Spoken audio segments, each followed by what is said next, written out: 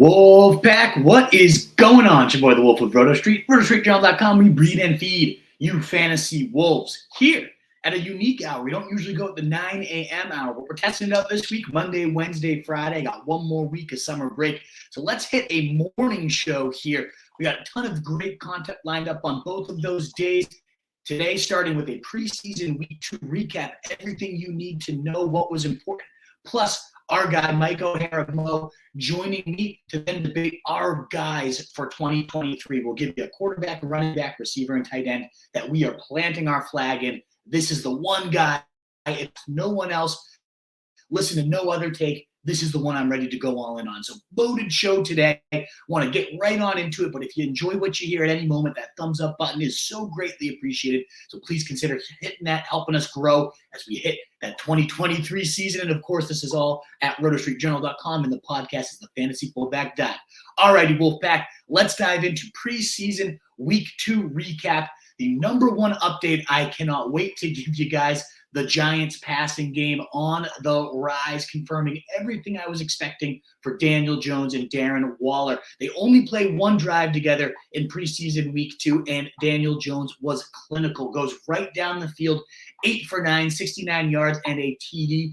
And who do his first 3 throws go to? Darren Waller. He dropped one of those, but ultimately finished the night with 4 targets, 3 catches, 30 yards, was the go-to guy, like they've said all training camp. The fact that they had to take him off the field at certain points in training camp because Daniel Jones was just so lasered in on him. We saw that. He was wide open, moving good, being moved all over the formation as well.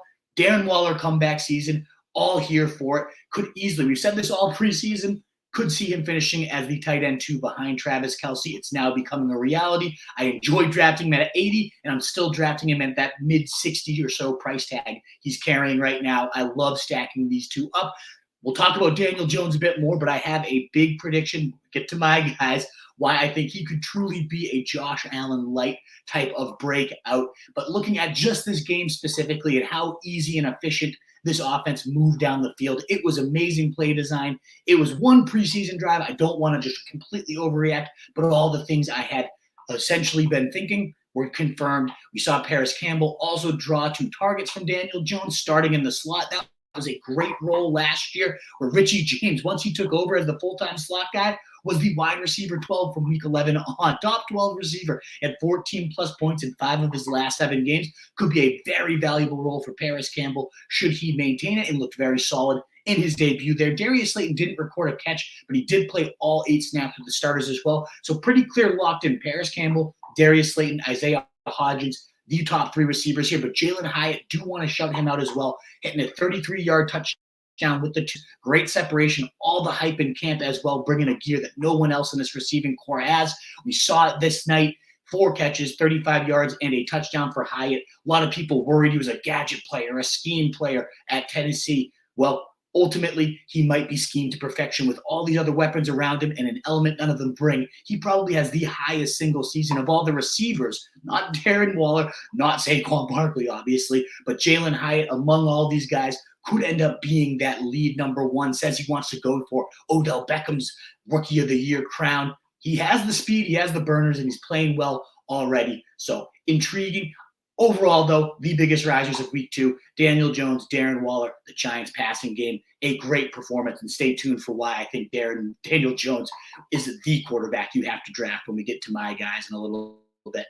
Also, on the other side of that game, the Panthers passing game, much less impressive. Bryce Young, shitty again. He's now 7 of 12, 56 scoreless yards, sacks, batted balls, things that people were concerned about are coming to fruition so far. It's a rookie getting his first NFL action, the speed of the game. It takes a while to adjust. So I'm not overreacting and saying Bryce Young's going to be a bust. CJ Stroud, we'll talk about it a little bit, going to be a bust. What I'm saying, though, is Kenny Pickett, these year 2 guys that I had rated right in the same tier, they seem to be much more comfortable, and it's really just natural. That makes sense. It's their second year on the job. They've gotten used to the NFL speed. That's not the case right now for Bryce Young and CJ Stroud. So if you were going to rely on those guys at all in fantasy, more likely second half players once they finally really do get their legs under them. And really, why would you in a redraft league? No real reason to draft these rookies. Leave them on the wires. Let's see how they develop. It's not throwing in the towel on any of these guys. If there was a positive for that passing game, Mingo Great 15-yard tackle-breaking churn. Started both preseason games so far. Led the way with 4 targets. Jonathan Mingo did. Couple miscommunications, though. DJ Chark and Adam Dillon also did register catches. I do like all 3 of these guys going around pick 150 or so. If somebody emerges as the true hog for a supposedly impressive rookie young passer, they could be a beast, but it has been a spread the wealth attack so far. That's typical for Frank Reich as well. So I don't know that any of them truly emerge, but I don't mind taking stabs at their price tag, especially feeling that veteran savvy, especially in the red zone, could be useful. In terms of the Cleveland, we're going to go kind of game by game and just tell you what takeaways were. Cleveland versus the Eagles, the Browns-Eagles. Not much on the Browns side. No starters played, so I'm not going to waste our time on that. Eagles-wise, also very few of the key starters playing, but the takeaway within that nugget is DeAndre Swift was among those starters rested. No A.J. Brown, no Devonta Smith, no Jalen Hurts, no DeAndre Swift. All the other running backs did play, and none of them looked overly impressive. That does suggest maybe Swift is above the rest here. He should be, talent-wise, one of the most efficient backs, 3rd in fantasy points per touch. Last year has historically always been great as a pass catcher as well. He brings the most to the table, and at his 80-ish or so ADP, I really like targeting Swift. Behind him, it's starting to get messy, particularly Rashad Penny. Most thought he was going to be the early down back. He played behind Gainwell. Not only that, he played behind Boston Scott. Rips off a nice 16-yard run, Penny did. Definitely has some upside behind this incredibly mauling line, one of the best lines there is in football. But if he cannot separate from guys like Boston Scott, Gainwell, even Trey Sermon playing well, 5 carries, 54 yards, and a TD, been impressive all preseason. To me, Penny's definitely a faller, whereas Swift getting the night off, that actually does a bit more for his fantasy stock than had he played. Like him more, like Penny Bless. He is continuing to fall even below Gainwell now at this point on my big board. Moving on to our next game, the Falcons versus the Bengals.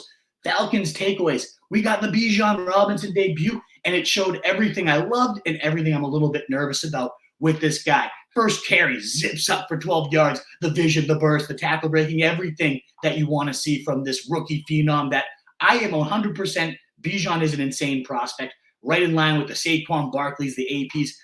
That's not my issue with him. My issue with him is what we also saw. Algier starts, gets the first carry of the game, mixes in with him. We did see Bijan Robinson play 70% of the snaps with the starters. If he gets that, he's going to be fine. But my issue is he's going above Austin Eckler in many drafts. He's going, round top 7 overall picks ahead of some of these elite running backs. Nick Chubb, who has the best opportunity of his career. Tony Pollard about to break out.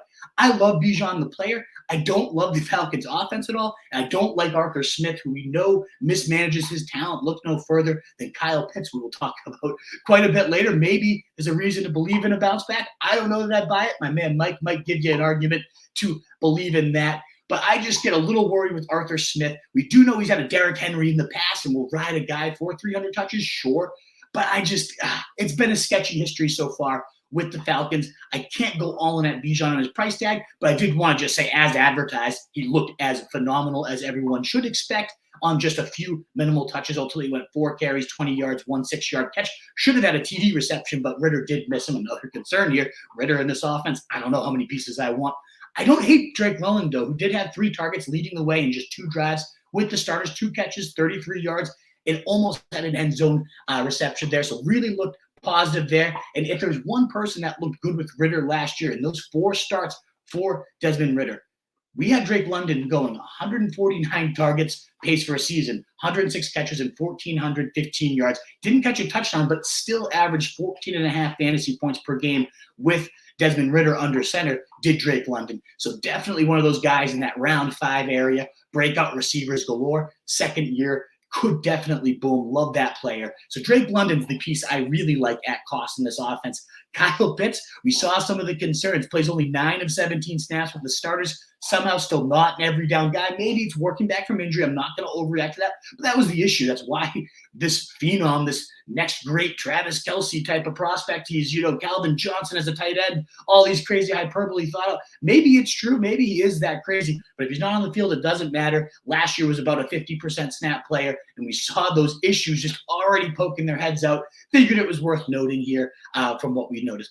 In the Bengals side of things, not much to recap here. Chris Evans or Chase Brown, that's really the big storyline, the backup behind Joe Mixon. We saw Samaje Perine go for 30, 19, and 21.5 points in his 3 starts last year. So as a handcuff, it's a great role. And he still had a very nice standalone role, 214 routes, 24th among running backs. 38% of the snaps, not bad within this offense. 51 targets, that was 20th among running backs last year, and 23 red zone touches for Perine. I don't think any of these guys, whoever wins it, Chris Evans, Chase Brown, maybe it's Travion Williams, even though he's been hurt, just because these other 2 guys have been so unimpressive. I don't think any of them match Samaje Perine's role, except the handcuff piece of things. I do think Joe Mixon will be more involved than ever before. We'll talk about him more when we get to my guys. I still think, though, it is a valuable handcuff role, so we want to track how is Chase Brown looking as a runner. He did impress with a 10-yard catch for Evans going as well. All the reports are Evans has actually been separating here, playing better as a pass protector in camp. The renaissance is what they're calling it there. So ultimately, not bad for Evans in these last couple of games. He's been pulling away a bit from Chase Brown. Something to keep monitoring, though, in this last preseason. Is there a clear-cut number 2 named? We'll find out. Moving on, the Jags versus Lions. Almost all the starters were rested, so this ultimately was not a game that there's a ton of takeaways for, other than the fact that one, Gibbs and Laporta, 2 rookies, given the day off for the Lions. Usually rookies, they're trying to get their feet wet in the preseason. That tells you all you need to know. Locked in, major role coming for both Sam Laporta and Jamar Gibbs, 2 players I absolutely love at their cost. I just love this overall offense. Also, though, we had Tank Bigsby, another rookie in this game. No Travis Etienne, no starters, but Bigsby did get the start, played 82% of the snaps with the starters. I'm not reacting overly to snap share in the preseason, but I do like to see 13 carries, 70 yards, rumbling. I get that, a big burst did come on a 3rd and 18, and they kind of just let him get the draw, but he also had a 15-yard catch negated by a hold. So count those as evens if you want. 20-yard gain, gets the edge, bursts by the Detroit reserve defense, breaking tackles, churning. He just looks really, really good. And after the game, Peterson continues to talk about expanding Tank Bigsby's role as he gets better and better. On the next game, we got the Dolphins versus the Texans. Definitely a few things to look at here. One of them being Dameon Pierce. If you're just watching the box score, this is it's like, looks gross. 16 attempts, 15 yards. Nothing sexy about that. Yet I'm calling this a huge win for Dameon Pierce in this preseason game. Why? Because he plays all 14 snaps, including all 3rd downs with the starters, those first 2 drives. Last year, he only got 3% of the snaps in 3rd and 5 or longer, or 4th and 5 and longer. He was in for 2 of those scenarios, almost matching his last year total this year. Praised all camp for his improved blocking, for his pass catching. Love to see this. Singletary did not come in until 3 drives after. This definitely looks like it's the Dameon Pierce show. We've raved about how this could be an ultimate 49ers type zone-inspired scheme with Slowick coming over as that passing game corner. He's been making great highlight plays, Pierce has, throughout camp as a receiver. Definitely someone that rose despite not looking great, and his offense not looking great. You'd want to look at the usage often in preseason, and that was a big takeaway. The only down or other note, receiver core Tank Dell did not play because of tightness. That was unfortunate. But then what stood out there is Noah Brown actually comes in and plays ahead of John Mechie, a favorite sleeper of a lot of people, but Mechie just can't seem to separate here in camp. The clear top 3 were Nico Collins, Noah Brown, and Tank Dell. So the fact that Dell's out and Mechie's still not really making a name for himself this preseason game, it's someone I'm just not drafting at this point. Would love to see him thrive. Love the player coming out of Alabama. Who knows what to expect moving forward. On the Dolphins side of things, the biggest updates are definitely in the backfield, where I'm giving a big stock down to Devon Achane. Big downgrade, gets hurt, shoulder. But that's not the big issue for me. The fact that he is still playing behind Mostert, Myles Gaskin, Sullivan Ahmed, Jeff Wilson hasn't even been playing yet, and still we're seeing Achane come in later than any of the other running backs. I don't like to see that at all. I especially don't like the fact that Mostert starts, looks good, 6 carries, 30 yards, a touchdown. Ahmed also 12 carries, 99 yards, 4 catches, 32 and a touchdown. Everybody else is looking impressive, and Achane just hasn't really popped off the page despite some positive preseason buzz that he's ripping off chunk plays, a pass game nightmare. We haven't really seen it in live action, and the bigger issue is he hasn't been separating ahead of the other guys in front of him. To me, he's a downgrade. I don't know when, if ever, he's going to surpass these other 2 guys, and then big bump up for Raheem Mostert and Jeff Wilson as well, given that Dalvin Cook's not here, given that A-Chain was supposed to be the thorn in their side and isn't really looking that way. I think Mostert and Jeff Wilson, who both were right around RB28 to RB30 whenever starting for this team, not guys I am sprinting to get, but at 140 and beyond, starting running backs in an explosive offense, and especially Jeff Wilson bringing that more bruising element, more touchdown upside. I like both of those guys a lot at their cost, and as I round out these last best ball drafts and my redraft leagues, I'm definitely going to be looking at those two, Mostert and Jeff Wilson, for some reinforcements in my backfield. Moving on to our next game, Bills versus Steelers. What takeaways do we have? Well, the Steelers passing game continues to churn. All offseason, it's going to be a run-heavy attack. Don't overweight these pass catchers. Kenny Pickett, who knows what to expect from him? He continues to look studly. 3 for 4, 43 yards, and a touchdown. Plays 2 drives. All 3 drives so far in the preseason have been TD drives. He's now up to 9 of 11, 113 yards, and 2 TDs, just looking significantly more comfortable, Kenny Pickett, in his second year, as well as the offensive line. Do not discredit how improved that offensive line is. They are giving him such better protection than he had. So this combination of him being better, the game slowing down for him, plus more time in the pocket has been phenomenal. He is carving up teams so far, and they're throwing it at a much higher rate than I expected. Tomlin always does throw often, so I never wanted to put too much weight into Canada saying we just want to run, and run the ball. But it's good to see Pickett looking so well and just connecting with everybody. Deontay Johnson, not this week, but last week looked phenomenal. George Pickens and Pat Freiermuth catches a 25-yard touchdown here. Great to see this passing game click for all the weapons, all ships rise there. Jaylen Warren as well, 62-yard rushing touchdown. I loved the kid last year. All the efficiency metrics are significantly better than Najee. I don't want to overhype that because Najee was hurt, playing through a foot injury for almost the entire season. I still like Najee in that round 3-4 turn area where he's going. But we're seeing Jaylen Warren so far this preseason working into more early down snaps. It is a rotation. It's not clear-cut. Warren's our third down back. Najee's the early down guy. It has been a bit of a mix here. Played 33% of the 1st and 10 so far, Jaylen Warren has, with the ones. All the beat writers in camp saying Warren is forcing his way on the field. He's one of those players that you can't take off no matter how good Najee is. They got to figure out ways to get Warren, who came into camp looking even more jacked, more motivated. We saw that breakaway speed and tackle churning ability here on that 62-yard rod touchdown. As a pick going in 120 or so range, I love Jaylen Warren. Maybe a slight downgrade to Najee. Maybe this is why you bump him below Joe Mixon. Maybe you bump him here below Travis Etienne. But still a guy I don't hate at all as his round 3-4 potential big rebound. But Jaylen Warren has been looking phenomenal. Moving to the other side of that game for the Bills, wanted to just note, similar to Dameon Pierce, when it's that beyond the box score type of look, James Cook looks abysmal, 3 carries, 3 yards, but he played 9 straight plays with the ones, 14 of 16 snaps with Josh Allen. That was 87%. So it does, all these reports, he's the clear-cut, locked-in #1 guy, have been coming to fruition for James Cook.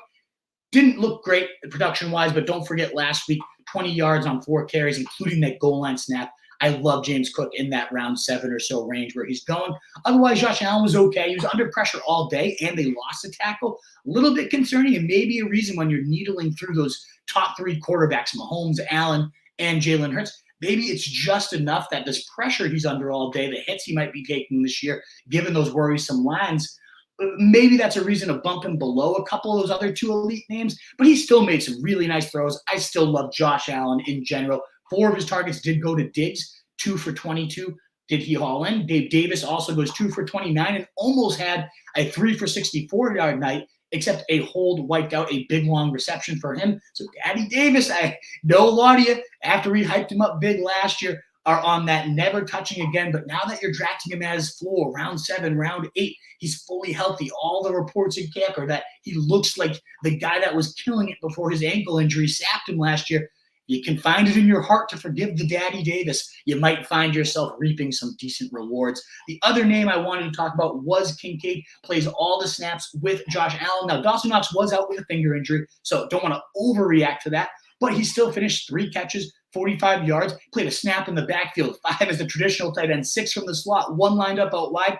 That was the usage you wanted to see. They did essentially talk about him being a big wide receiver, and that was how he was getting used in this game and making big chunk plays. 21-yard catch to convert a 2nd and 18. 15-yarder just a few plays later. The guy looks like a potential stud and might have that more clear-cut, consistent usage role compared to Dawson Knox here. So I love him as a potential top 12 flyer at tight end once those big names are gone.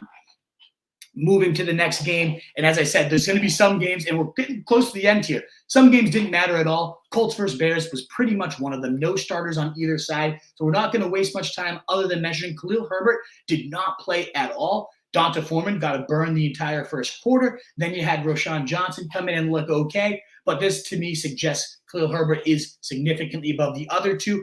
Had that nice 56-yard touchdown last week. Another nice feather in the cap of his rising value. We've seen him go from pick 120 to pick 90 over the last couple weeks because of that big play. And I don't hate it at all. I like Khalil Herbert. He's flying up my big board.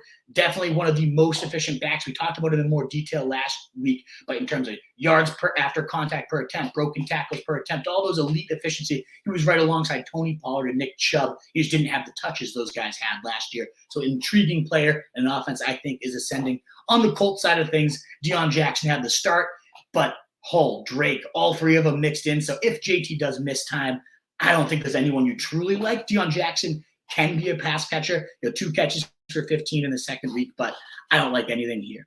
Moving forward to the Patriots versus Packers. The Packers passing game continues to rise, in my opinion. Jordan Love's second straight week goes for a touchdown in his limited action. He's now up to 130 yards and 2 touchdowns in right about a half of action, maybe even a little less. And just eyeball test-wise, he looks calm, cool, collected. All training camp reports where this offense is operating at the same exact pace, same exact play calling as if they had Rodgers here, and that's how it's looked so far in this early preseason. Luke Musgrave, the tight end we keep talking about, continues to rise, leads the team again in targets with 3, only 2 catches for 13 yards. But the fact that as a rookie, 100% of snaps with Jordan Love so far this preseason, every training camp report was just gushing about Luke Musgrave being a mismatch nightmare, speed they haven't had since Jermichael Finley at the position. He is definitely moving up the boards. It's typically rookies, a tough position at tight end for them to translate, but Musgrave could be the exception to the rule, given that they're moving him all over the place and he's leading this team in targets so far on the preseason. Jaden Reed, another rookie for this team. I love when teams don't just force rookies to truly earn it. If the guy's the best player, put him out there. That's what's happening with Jaden Reed. Drew some Stephon Diggs-like comparisons coming out, and in every down slot guy so far in this offense, played all 3 receiver sets, catches a 19-yard touchdown, played 80% of the snaps. They love their 3 receiver sets there in Green Bay. He now has 3 catches, 39 yards, and a touchdown, and again, about a half of action, so looking very solid. But I also wanted to mention, we'll talk about this guy more on Wednesday in our sleeper show, Romeo Doubs, my second most owned receiver on the Underdog Best Ball draft so far. I'm in love with Doubs going around pick 100 to 120, somewhere in that range. He has in another 2 catches on 2 targets, 52 yards, up to now 73 yards, 4 catches and a touchdown, again, in about a half of action. All the camp reports are this guy is a stud. His routes are insane. He could potentially lead this team in overall usage, and it's looking like that case. So if anything, maybe a slight downgrade for Christian Watson, who's now just up to 2 catches and 6 yards with everybody else around him thriving. But I still love the player. He can still wreck a fantasy matchup and a real-life game at any point. So I'm not overly downgrading him, but whereas Debo versus him was a debate for me, I'm going to move him a bit more to the 4th round, Christian Watson, than where I had him. For the Patriots side, Mac Jones did move this offense much better than expected. The counting stats weren't great, but he did have 1 potential deep ball to Devontae Parker. Had he hauled that one in, it would have looked that much better. They ultimately capped off Mac Jones' 1 drive with a touchdown to Ramondre Stevenson. You'll love to see that. But the bigger takeaway, no one's talked about Kendrick Bourne at all this year, and probably for good reason after last year. An absolute disaster. But he led the team in targets this first game. 4 targets, hauls in 3 of them for 34 yards, including an impressive ladder climbing grab where he just leaped into the air. And all last year, he was in the doghouse. Matt Patricia, absolute moron, cannot stand that idiot leaving his best players not on the field The year before that, Kendrick Bourne was among the best players in fantasy. Wide receiver 30 on the season. He averaged a ridiculous near 15 yards per catch and still caught almost 80% of his ball. So one was the most efficient players in the league 2 seasons ago. And then, of course, Patricia couldn't handle the fact that Bourne called out the offense one day in camp and he stayed in the doghouse all season.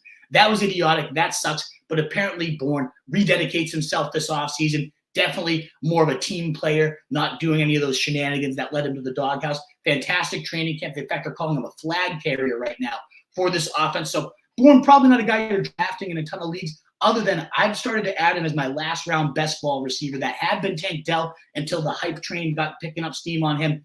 49% of him on my draft so far. Now that's kind of becoming Bourne, who I could see having plenty of big blowups for your best ball teams as a last round stab, someone I'm looking at. Jets versus Bucks. We got 3 more games here to cover.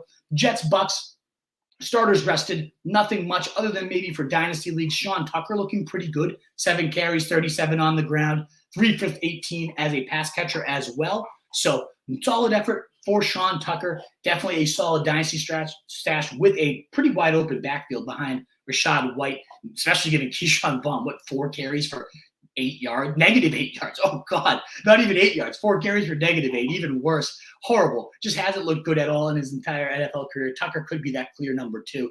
And then Trey Palmer, another potential dynasty stash. 33-yard touchdown, back-to-back weeks with touchdowns. Definitely flashing and making plays. And Russell Gage did just suffer a season-ending injury, so maybe there's going to be some volume up for grabs there. Nothing meaningful for the Jets. Nobody meaningful played there. So let's move on to the Cards versus the Chiefs and talk about Michael Wilson. Doesn't record a catch, but he did start and played all 2 wide receiver sets alongside Marquise Brown, leading the team with 14 snaps and 8 routes. Similarly, no counting stats, but ahead of Rondale Moore apparently, and Greg Dortch exclusively running with the 2s, a favorite of mine. Too bad to see it.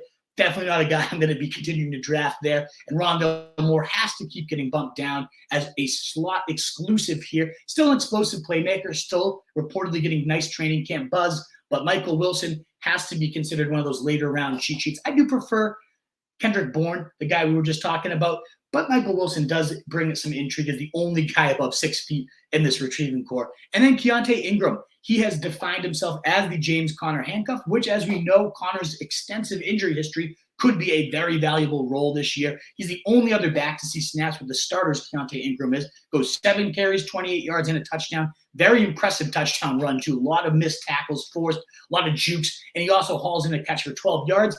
It could be a very valuable role. I love Conner. He's one of my favorite picks at cost so far this year. If I could pick another my guy that we're going to talk about later, he'd be my second one up. But this is a good role to definitely have on note his handcuff given the injury concerns. Moving to the Chiefs receivers core, we got a nice try out of Mahomes, just absolutely marching down the field, churning clock. I doubt we'll see him the rest of the preseason, but playing this alongside him, Sky Moore and MVS were the top 2 clear receivers. So Sky Moore, the counting stats haven't been there this preseason, but he has been on the field for every single snap with Mahomes other than 1. So good to note there. The breakout season still very much potentially there. Richie James mixing the ones is a lot more than last week as well. He had a TD catch last week. I love Richie James. I think he's a baller. So that's a last round stab. But the receiving highlight here was Rashee Rice. Beastly. 9 targets, 8 catches, 96 yards. Most of those did come after Mahomes, but he did play Rashee Rice 8 snaps with him. So about 30 or so percent of those plays with Mahomes. And it was an eye-opening performance, breaking tackles all night. He's up to 11 catches and 126 yards this preseason. And behind Travis Kelce, I know Sky Moore, the hype man, and likely deservedly so. But Rashee Rice putting up performances like this, it's not an impossible depth chart to go and ascend to here. A game like that will definitely catch the coach's eye. So keep him on your radar. He rose about 20 spots on my big board there. Moving on to the Titans versus Vikings. Another game where most of the starters were out that we can kind of breeze through, other than Tajay Spears looking dead sexy again. If you haven't seen it yet, go back and catch that 33-yard touchdown run, hurdles a defender, and then without losing any acceleration, just boom, zips down the field, outruns everybody else on this beautiful 33-yard touchdown run. Also rips off another 24 yards on his other 6 carries. He is now up to 13 carries, 89 yards, and a touchdown on the preseason. Has that juice, has that pop, and also strong receiver in college. Really big fan. I know the knee concerns in Dynasty have some people a little bit nervous. I got to steal him in round 3 of our Dynasty League because of that, and I am super excited. We know Henry, another year older. If anyone's going to buck the cliff for running backs, it's probably that tank. But Spears starts the game, looks like the clear-cut number 2. All the talk are they're going to force-feed this guy as much as he can handle. I don't buy that as long as Henry's there. But with the ultimate handcuff with benefits type of setup here, I love Tajay Spears where he's going as a last-round pick. Nothing for the Vikings to talk about. So moving on to the 49ers versus Broncos. Javonte Williams, he's back. He plays 13 of the 23 starter snaps. 11 go to Samaje as Williams gets his feet wet. The big thing, he paces the team with 5 targets when he comes back, runs 8 routes. So targeted almost every single time he was out there and running a route. Didn't rip up the production. 4 catches, 18 yards through the air. He did drop a screen pass as well. But man, that's that Alvin Kamara. We talked about the target share for the Saints for so long, why that was a backfield that expected fantasy points for the Saints forever under Sean Payton. We're top 3 in the league among usage. And it comes right into fruition here for Javonte Williams. He's no Kamara as a pass catcher or route runner, but he can catch the rock, and damn is he deadly. Once he gets it, he breaks tackles as well as anybody in the league. So him, just the fact, one, that he's out there, the fact that he tore his ACL, all that, and multiple ligaments, and is looking pretty much like himself, that's what you love to see here. So big to see him out there getting that impressive usage. Other than him, there's no real receiver that popped, but it was important to note Marvin Mims played 100% of 3 receiver sets with the starters. He's a very impressive prospect. So the fact that he's locked into a role here could be really important. And the Dolchik's concerns do grow. Adam Troutman still started ahead of him, still played more snaps. Dolchik did come down in some third downs, but 47% of the snaps, that's not what you want from a guy that's going top 12 right now at the tight end position, even if he had that breakout appeal under him. On the other side of things, the only real takeaway, in my opinion, for the 49ers was Brock Purdy's back, and great to see him. 4 for 5, 65 yards, marches them down the field, targets Debo on 3 of his first 5 attempts, who goes for 2 for 39. Love Debo. Odd year Debo always seems to blow up if you have ever followed those trends. He came back jacked, sending pictures to Kyle Shanahan, some nudes on his phone. Love that Debo is motivated, ready to go, looking great. He's a third-round guy I've been targeting, and now I feel even better about it that Purdy is right back and going after him. I did also haul in a nice 15-yard catch, but Purdy going at quarterback 22 has this job completely locked up, has the entire camp. Nobody's even come close. At going at pick 160, any Kyle Shanahan quarterback is a steal at that point. I know Garoppolo never lit fantasy on fire, but just think about, Matt Ryan and the ceiling he had with the Falcons. There is a ceiling here with the quarterbacks and even the floor. Like that 160 quarterback 22, that is the floor. Purdy will not be worse than that, I promise you. And he has that ceiling to be top 12. So one of my favorite QB2s. Last game here is the Raiders versus the Rams. Nothing for the Rams, no starters, but important note, Kyron Williams also given that potential quote-unquote starter treatment. One of my favorite last-round sleepers at running back, Kyron Williams. Big fan of him. Love that he, again, gets that quote-unquote starter treatment. So someone just to add to your last-round sleeper potential draft picks. Raiders-wise, Zamir White looks good again, gets nearly all the work with the ones, 10 for 40. A report did come out today that they expect Josh Jacobs to be back by week 1. So without a holdout, we don't have a ton of value for Zamir White beyond just being a very solid handcuff. He just continues to look good throughout this preseason. But with Jacobs likely back, that does put a little shine away from him.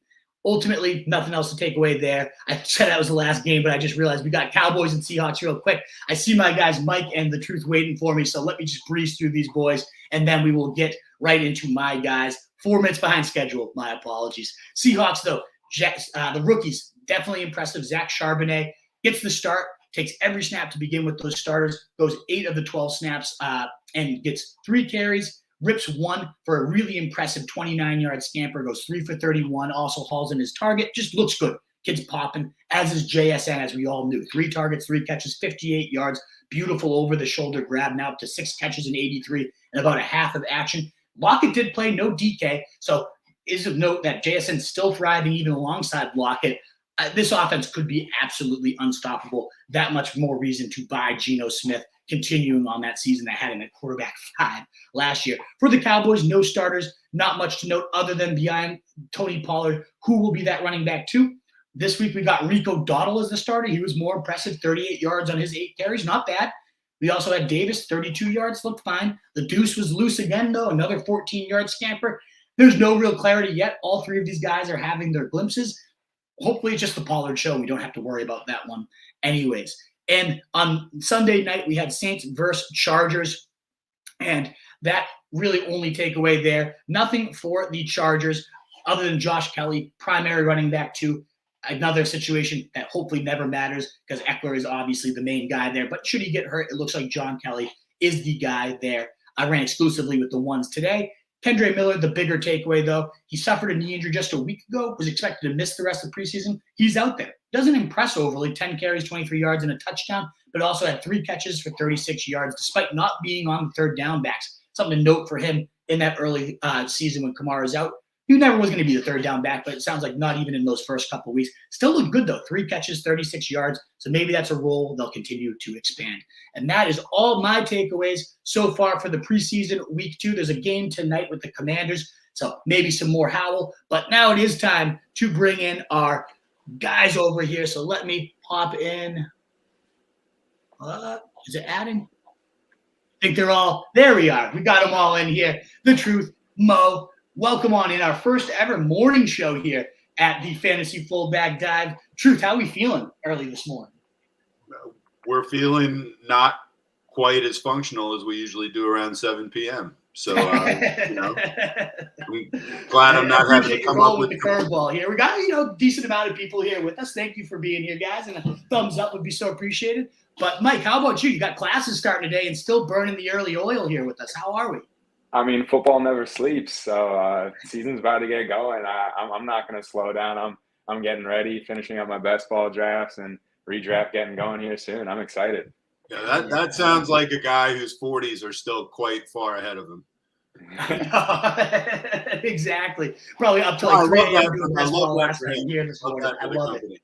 Great stuff. Well, as previewed at the top, this segment that we're bringing the other boys in for is going to be our guys. Where we just talked about if you had one person to plant your flag in for this season, who would it be at each position? Next, on Wednesday, we'll talk about sleepers and guys going after pick 100 and not even getting drafted that we love. And then on Friday, we'll talk about the busts and guys we're avoiding again at 9 a.m. for the next 3 Monday, Wednesday, Fridays till I have school again next week. But love to fit this in. So with that being said, shall we get going? Truth, what should we start with here? Let's start at the top. Let's start. I love the concept of planting your flag in somebody, by the way. Let's go quarterbacks. Sweet. You want to lead us off, Mike? Quarterback? Yeah, sure. My quarterback pick is actually someone I'm really excited about. I'll just start off saying it's Justin Herbert. I mean, everyone remembers pretty slow year last year. He was probably drafted around QB5, ended up QB11. But I really think he's due for a bounce back last year, or this upcoming season. Last year, he had set career lows in yards per attempt and touchdown numbers. And I think he's just really due to regress and find success in 2023. Last season, he had 25 passing touchdowns and 0 rushing touchdowns, but he quietly finished second in the NFL in receiving yards. It wasn't necessarily a down year, but the 25 passing touchdowns and no touchdowns on the ground really held back his fantasy performance, even though he had pretty solid quarterback play. And when everyone thinks of Justin Herbert, they think of the incredible arm talent and the arm strength. He was 32nd or 31st in air yards per attempt. And the Chargers offense really weren't playing to his strengths. Everyone knows he's got that cannon for an arm, and they didn't let him air the ball out. I mean, that had a lot to do with Keenan Allen and Mike Williams both missing time. I mean, there was probably 3 games last year where Josh Palmer was the wide receiver 1. So a lot of checkdowns to Eckler, which helped his performance. But Herbert, it was tough for him to find success last year. But 2023, it brings in a different story. We've got Keenan Allen making a return, Mike Williams making a return, and adding Quentin Johnston in the first round of the draft. I mean, he's just got one of the best arsenals of weapons now in the NFL, and I think he's going to take full advantage of it. And the addition I'm most excited about outside of Quentin Johnson is Kellen Moore. Kellen Moore coming in from Dallas. He took the Dallas offense back-to-back seasons, top 5 in scoring, and one of the most efficient offenses in the entire NFL. He had Dak, I think, in my opinion, significantly outperforming what his talent level is in terms of his fantasy production. And I think he's going to really bring the best out of this Los Angeles offense and Justin Herbert. Just one thing I jotted down real quick, under Kellen Moore, Dak Prescott in 3-4 years averaged 7.9 yards per attempt. This isn't perfect math here, but if you take that efficiency number and apply it to the attempts that Herbert had last year, it's 5,500 passing yards. And I just really think with Kellen Moore in the picture, there's a chance for this offense to go absolutely nuclear, and Herbert could easily lead the league in yards, attempts, and maybe even touchdowns. I think it's a great call. We've talked about him before on this show plenty. If this next guy I'm going to plant my flag in wasn't it, Herbert would be my guy. Just boost that Kellen Moore narrative. When Dak was in there and healthy, points per game in those 4 years. This last year was the year that McCarthy started to get annoying and get a little run heavy. So when you hear the fourth one, it's going to be a little uglier for some of these. But those first 3, when he was unimpeded, points per game with Dak, first, then 6th. Yards per game, 5th, first. Situational neutral pace, 2nd, first, and 4th. Top 10, no huddle percent every single year. Plays per game, 1st, 2nd, 1st, 6th.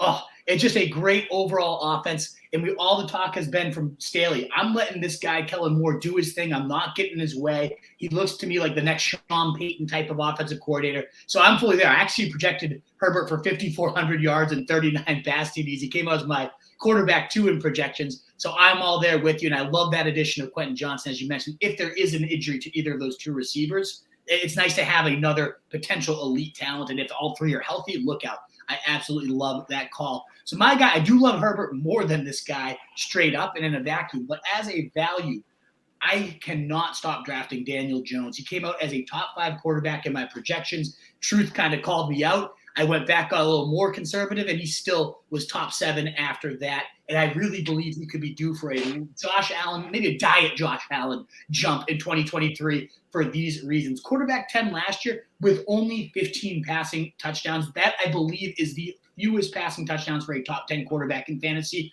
maybe ever. I'll have to double check that.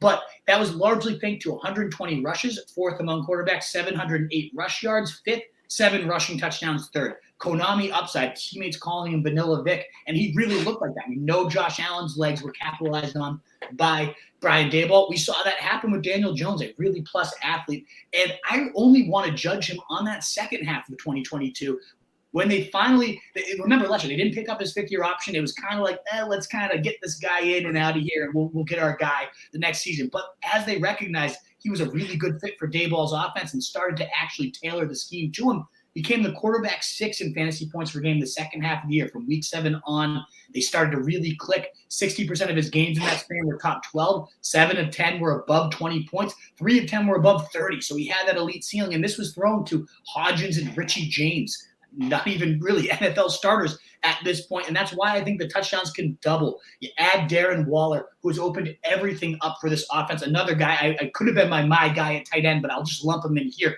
In love with Darren Waller in round 6 right now. He has opened up everything. There's reports in camp that they had to take him off the field because he was getting targeted so often and being such a mismatch nightmare. They needed to get other people opportunities, so they took him off the field. You also get a full season of Hodgins. I know I just kind of scoffed at him, but he led this team in receiving touchdowns last year, despite not joining the team until week 10. Paris Campbell comes in. He's crushing camp, starting at slot. Definitely a guy I'm very intrigued at late. And then you add in Jalen Hyatt, a breakaway gear that no one else has on this team. We saw that separation as early as last week, 33-yard touchdown catch, getting that separation because of play design there. But just like Kellen Moore can be a huge boon for Justin Herbert there, I think Brian Daboll in year 2, that Josh Allen conversation, yes, I know Darren Waller's not Stephon Diggs, but consider this, the second year as a full-time starter under Daboll. We saw Josh Allen go from the quarterback 14, 460 attempts, 3,089 yards, and 20 touchdowns. Was an 8th or so rounder. Second full year as a starter, quarterback 3, 572 attempts, 4,546 yards, and 37 touchdowns. And again, I know Diggs was a bigger addition than Waller is, but that can be the impact of just an elite target hog joining. So I'm absolutely in love with Daniel Jones, going as the quarterback 15 right now. I have him my quarterback 9, and I have tracked him in over 43% of underdog drafts so far. Am I psycho? What do you guys think? No, I don't think. Oh, go ahead. No, I was just gonna say I don't. You both make extremely compelling cases, and they're both cases I've discussed with you specifically a bunch of times. As soon as MOH came out with Herbert, I was like, well, this is the guy I'm gonna pick, because like essentially like you've spent much of this offseason convincing me how correct MOH is about all this stuff. Like the points that he makes, it comes down to basically last year being a throwaway year of incompetence almost. It's like, yeah, here's the guy with the best arm in the league. We're going to have the 31st most air attempts in the league. I mean, when you read that back, it just doesn't make any sense at all. So, and also throwing to a Josh Palmer led receiving core. Who was it we were talking about recently? Who was it that was throwing to Greg Ward? We were talking about Miles Sanders and a bunch of receptions because there was nobody in Philly. Yes. Right. Exactly. As soon as the Josh Palmer 3 weeks came out, I was like, that reminds me of Greg Ward for some reason, but I couldn't place it because I'm in my middle age. I just think that you're both making similar arguments for your guys. You're not necessarily arguing against each other, but you're both basically saying like, you're both making comparisons, Dak to Herbert, Allen to Daniel Jones, and similar, trying to translate their stats onto the other guys. It's funny, translating Dak's numbers to Herbert and looking at 5,500 yards. I mean, that's right around what you came up with anyway, Wolf, which just sounds crazy, but it's like you're working the numbers, you're working it again, and you're coming up with basically the same thing. It just seems like all the pieces are in place for Herbert to just absolutely explode. He has maybe the best arsenal in the league, like you guys said. Can I just ask real quick? You said Daniel Jones is the QB 15 right now. What's the average draft positions in a snake draft for each one of these guys? Whereabouts are each guy going? So I'm going based on the underdog drafts for the most part, since that's like the real draft so far. Justin Herbert goes right around pick 50 to 56 range, around that round 5, round 4 to 5 turn, sometimes into the mid of round 5. He's definitely gone by the time you hit round 6. Whereas Daniel Jones is going round, late 9, early 10th, sometimes even falling to 120 at times, all the way at the end of the 10th round. That's kind of where his range is. I mean, I guess I would say to you guys, I think for where they're each going, they're both great deals. Both guys that are great to plant your flag in, as it were. I mean, I just think that the fact that Daniel Jones was the QB 10 last year, when he really didn't start doing anything until the second half of the season with 15 passing touchdowns, is just one of the dumbest stats I've ever heard in my life. It's like, that is such a low floor. Like, I mean, it's like he's not going to do worse than that, right? It's like impossible, right? And so if he throws 15 touchdowns, he still probably figures to finish in the top 10, which is still higher than he's going now. Great pickup, which is why we ended up with both these guys, one of the last underdog teams we picked. Absolutely. Yeah. I don't know, but great arguments from both of you. I would take either of them depending on my needs in the draft, where they're going. They both seem like steals. And best ball, there's no reason to not take both either. They have different bye weeks. I've had plenty of teams, like you said, Truth, we've had one together. I love pairing those guys up when I can. I've ended up with more Daniel Jones, not because I like him better as a player by any means, just because of the cost factor in round 5, a little more opportunity cost with Justin Herbert. And honestly, he just goes before he often gets to me in round 5. But I love scooping him up when he's there in round 5 for sure. Yeah, good job. I would call that argument a draw, although personally I like Herbert more. I'll kick us off at running back then, moving on to our guys, running backs. Joe Mixon for me, the highest owned running back on these underdog drafts for me so far. His value is continuing to climb up the ADP, and I still think it is an insane price tag that I am going to continue gobbling up. We saw him originally in the offseason going around 55 to even 60. He's now up to about 40, this late 3rd, early 4th round range, and I think that is still among the best running back values in all of fantasy. One, Samaje Perine's gone, as talked about earlier. 51 targets, 20th among running backs. And I don't think that all of them are just going to get funneled to Mixon, who saw 74 last year. He's not going to go 120 targets or anything crazy like that. But let's say he approaches 90 to 100. That would be huge. 214 routes for Samaje compared to 277 for Mixon. Another, again, nobody impressing so far, Chris Evans or Chase Brown behind him. So that could be just in more route share there. Are they really going to trust either of those two bums to protect Joe Burrow? No. So I could see every down Mixon now also playing behind the best line of his career. Orlando Brown coming over from the Chiefs, a monster left tackle that allows them to shift Jonah Williams, who was great at left tackle, one of their best linemen, now goes for the right tackle. Their only real weak spot at this point is left guard. Maybe Lael Collins can kick inside. He is a mauler in the run game. This will be the best line of his career, the best role of his career for Joe Mixon, and his games without Pirine. He averages a plus 15 bump in targets and receptions. And this is season-long pace, plus 100 season-long receiving yards, and plus 200 season-long rush yards. That's all panned out. He's been the running back 6, 6, and 11 the past 3 years. Now has his best setup and is going as the running back 14 later than he ever has. To me, it makes no sense. I am scooping up Mixon every single time in round 4, often as my running back 2. I love going a running back in my first two receivers, and then getting Mixon and having 2 and 2. This guy's my running back 2. And even if you go 3 running backs, or 3 receivers rather, and then have him as your running back 1 in round 4, I think he finishes top 7, and you're getting him in round 4. I absolutely love him. I mean, I love Mixon as well. If you were crazy enough that you were drafting best ball back in June, you were seeing Mixon in the 7th round at some points, just because of everything that was going around. And yeah, like you said, his price is coming up, but whether you like it or not, Mixon's going to be running the show in Cincinnati in terms of leading the running back room, and it's one of the best offenses in the NFL. I mean, I think he's still a great pick in the 4th round, and if you scooped him up earlier in best ball, like, good for you, because he's going to be one of the steals of the draft. I agree. If you want to hear sick, Mike, it was maybe May because they started the drafts after the NFL draft. So I did a real early one. I have a draft where I got Mixon at like 98. That's it was absurd. Nuts. It was, there's obviously some picks that I think Tim Patrick's on that team. So, there's some picks that just obviously are burned to the ground at this point. But yeah, his value was even crazier if you were psycho enough to draft in May. If you're one of those people that was drafting these best balls in June, I'm pretty sure I did a couple with you in June. Oh, yeah, absolutely. Who do you got, Mike? So it's good to know. We've been in agreement. I think we're in agreement really on all of these guys until we get a little bit later. Yeah. And I can't wait for that one. I know Truth's nodding his head too because he's seen the list as well. So Mike's going to have some uphill climb when we get to the end of the show. But what about else at running back? Who else do we got here as a flag guy?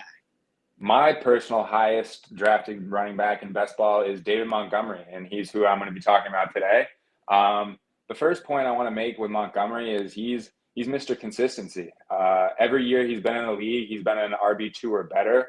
And at this point, he's going as the 31st running back off the board at the end of the 7th round. So obviously his situation's changed, but based on just past performances alone, I mean, he's shown that he's able to get it done with his current RB3 cost. But now I want to get into his new situation. Obviously, he's made the move to Detroit this offseason, but the most important change is the addition of Jahmyr Gibbs. He was a 12th overall pick in the 1st round, and he's kind of the dynamic pass catching back, but he's also going to see a lot of carries in this offense. So Montgomery will definitely be in a timeshare. But at the end of the day, I don't think it's something we really have to be concerned with is how big this timeshare is. First off, Gibbs never handled more than 35% of his team's carries in college. And making that transition to the NFL, I don't think he's going to be taking a massive chunk of carries. I think David Montgomery ends up with a few more carries than Gibbs throughout the year. I mean, maybe 55%, 60%, but I think Montgomery still sees plenty of work on the ground. And he's been able to find fantasy success. Like I said, always a top 24 running back. He's been able to do that without many receptions. He's been involved in the pass game in Chicago before, but he's only cracked the 50 reception mark one time in his career. He's been primarily used on the ground, and he's still managed to find success. And the other point I wanted to make is about his role here in Detroit and the situation as a whole. The Lions showed last year that they're capable of supporting 2 top 24 running backs with Jamal Williams and DeAndre Swift last year. In fact, the Lions were 2nd in expected fantasy points from the running back room as a whole. So it's a really great situation overall. and everyone's expecting him to take on this Jamal Williams-esque role. I really think it's going to be like a Jamal Williams plus, where he gets more carries than Williams did, but he also takes on that goal line role that Williams had last year. Everyone knows how valuable that was. He had 45 carries inside of the 10-yard line and ended up with 17 touchdowns. And with some extra work, not near the goal line, more work than Williams had last year, I just think that Montgomery has a great chance to pay off pretty significantly at his RB3 price.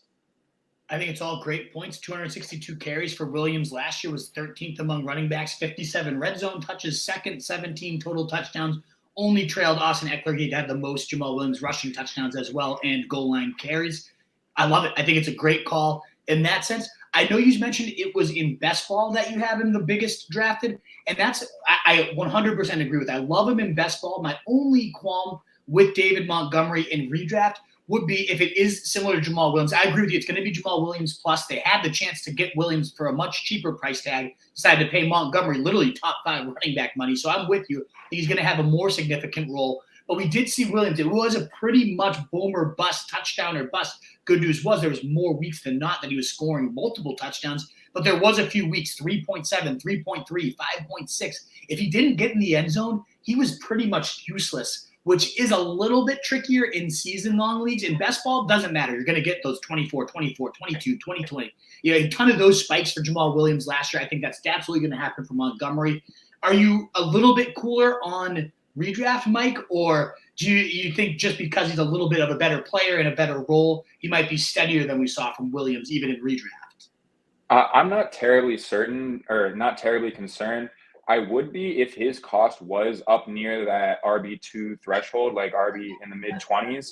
But at 31, I just think that the offensive situation as a whole, as well as the role that he's going to play, I think that it's just pretty hard for it to not pay off. I mean, he'll likely end up having, I think he'll have double-digit touchdowns pretty easily, and with more opportunities than Williams had and better overall talent, I'm just really not concerned at the RB30 cost. I mean, yeah, and 7-8 turn. We didn't even bring up the line improvements too, like how much better this line is than the Chicago line.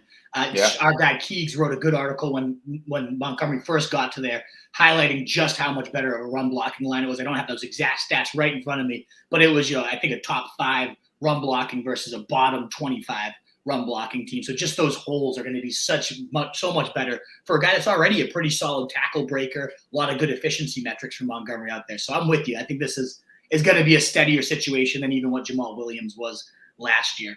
I agree there. Truth, did any of those points resonate with you more in terms of mixing? I know it's tricky because it's not like it's like 18 and now we have to pick the side. So it's not necessarily like one of us is the winner versus the loser, but we have your wisdom over there sitting in the top corner, so we want to make sure we tap into it. But what did you hear that you liked or didn't like of those arguments? Well, I do like it when there's a winner and a loser, although I don't think in these first 2 arguments there is necessarily one. The Mixon one, I don't need to rehash. We've talked about that. I think we both agree that everything's improved there, and it's set up for this guy to be a legit RB1. I will say with both of these guys, Montgomery and Mixon, they've both burned me in the past. And so, it takes a little bit of convincing, maybe a little more convincing than usual. When a guy's burned you, it's just hard to go back to the well. We're not scrambling to pick up Allen Robinson's stock this year, for instance. But David Montgomery, remember how bad we thought he was for a while? That first rookie year, it was, I think now it's just a product of we've all seen that picture where it's Saquon Barkley's vision, and it's like 4 of the best Barry Sanders speed. It was like a graphic. I know it was Barry Sanders, but it pretty much was like David Montgomery, the football Frankenstein, and then he just did suck the next year as a poor fit for that. Who was Matt Nagy? That offense just didn't fit him well, and it didn't work out. I think the expectations didn't match him, and he still, I think, as Mike pointed out, he still ended up as a top 24 running back. It was just the expectations were a lot higher. He did. My recollection of it is that around the end of the season, playoff time, he all of a sudden became the best running back in football. I might be he's done that a few times, to some degree, but it was quite a shock. Anyway, my point is he's been convincing as of now. I'll say here's the points that MOH made that I hadn't heard as much about Montgomery, so some of this stuff was interesting and kind of compelling to me. You hear the Jahmyr Gibbs addition, and immediately you reflexively in your mind go to, well, I'm not touching Montgomery. They drafted this guy 12th overall.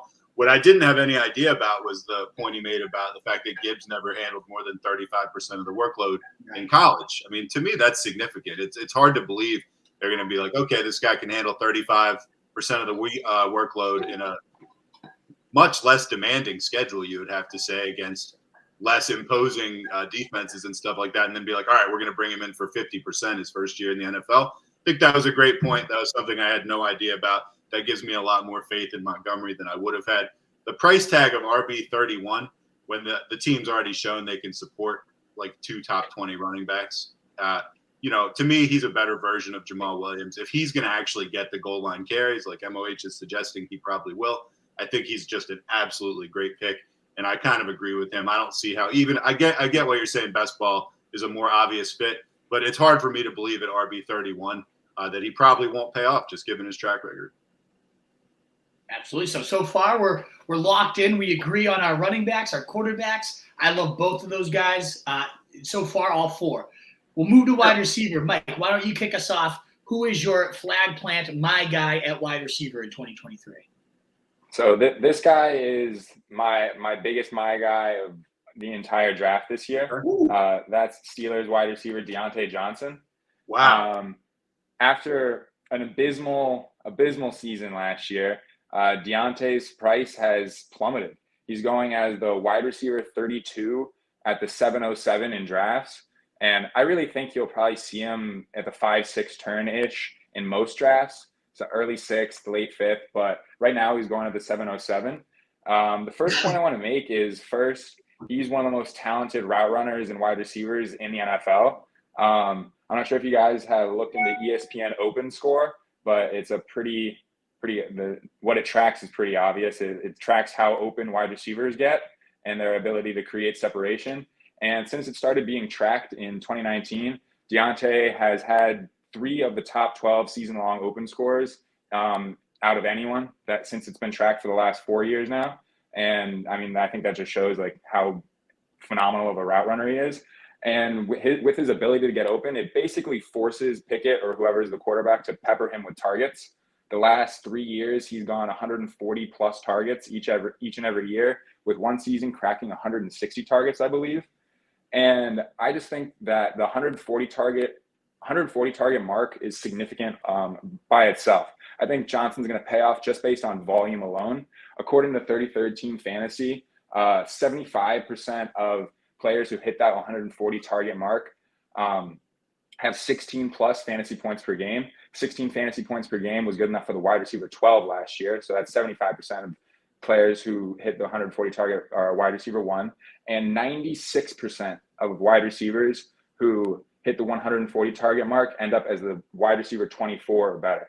And he's going as the wide receiver 32 right now.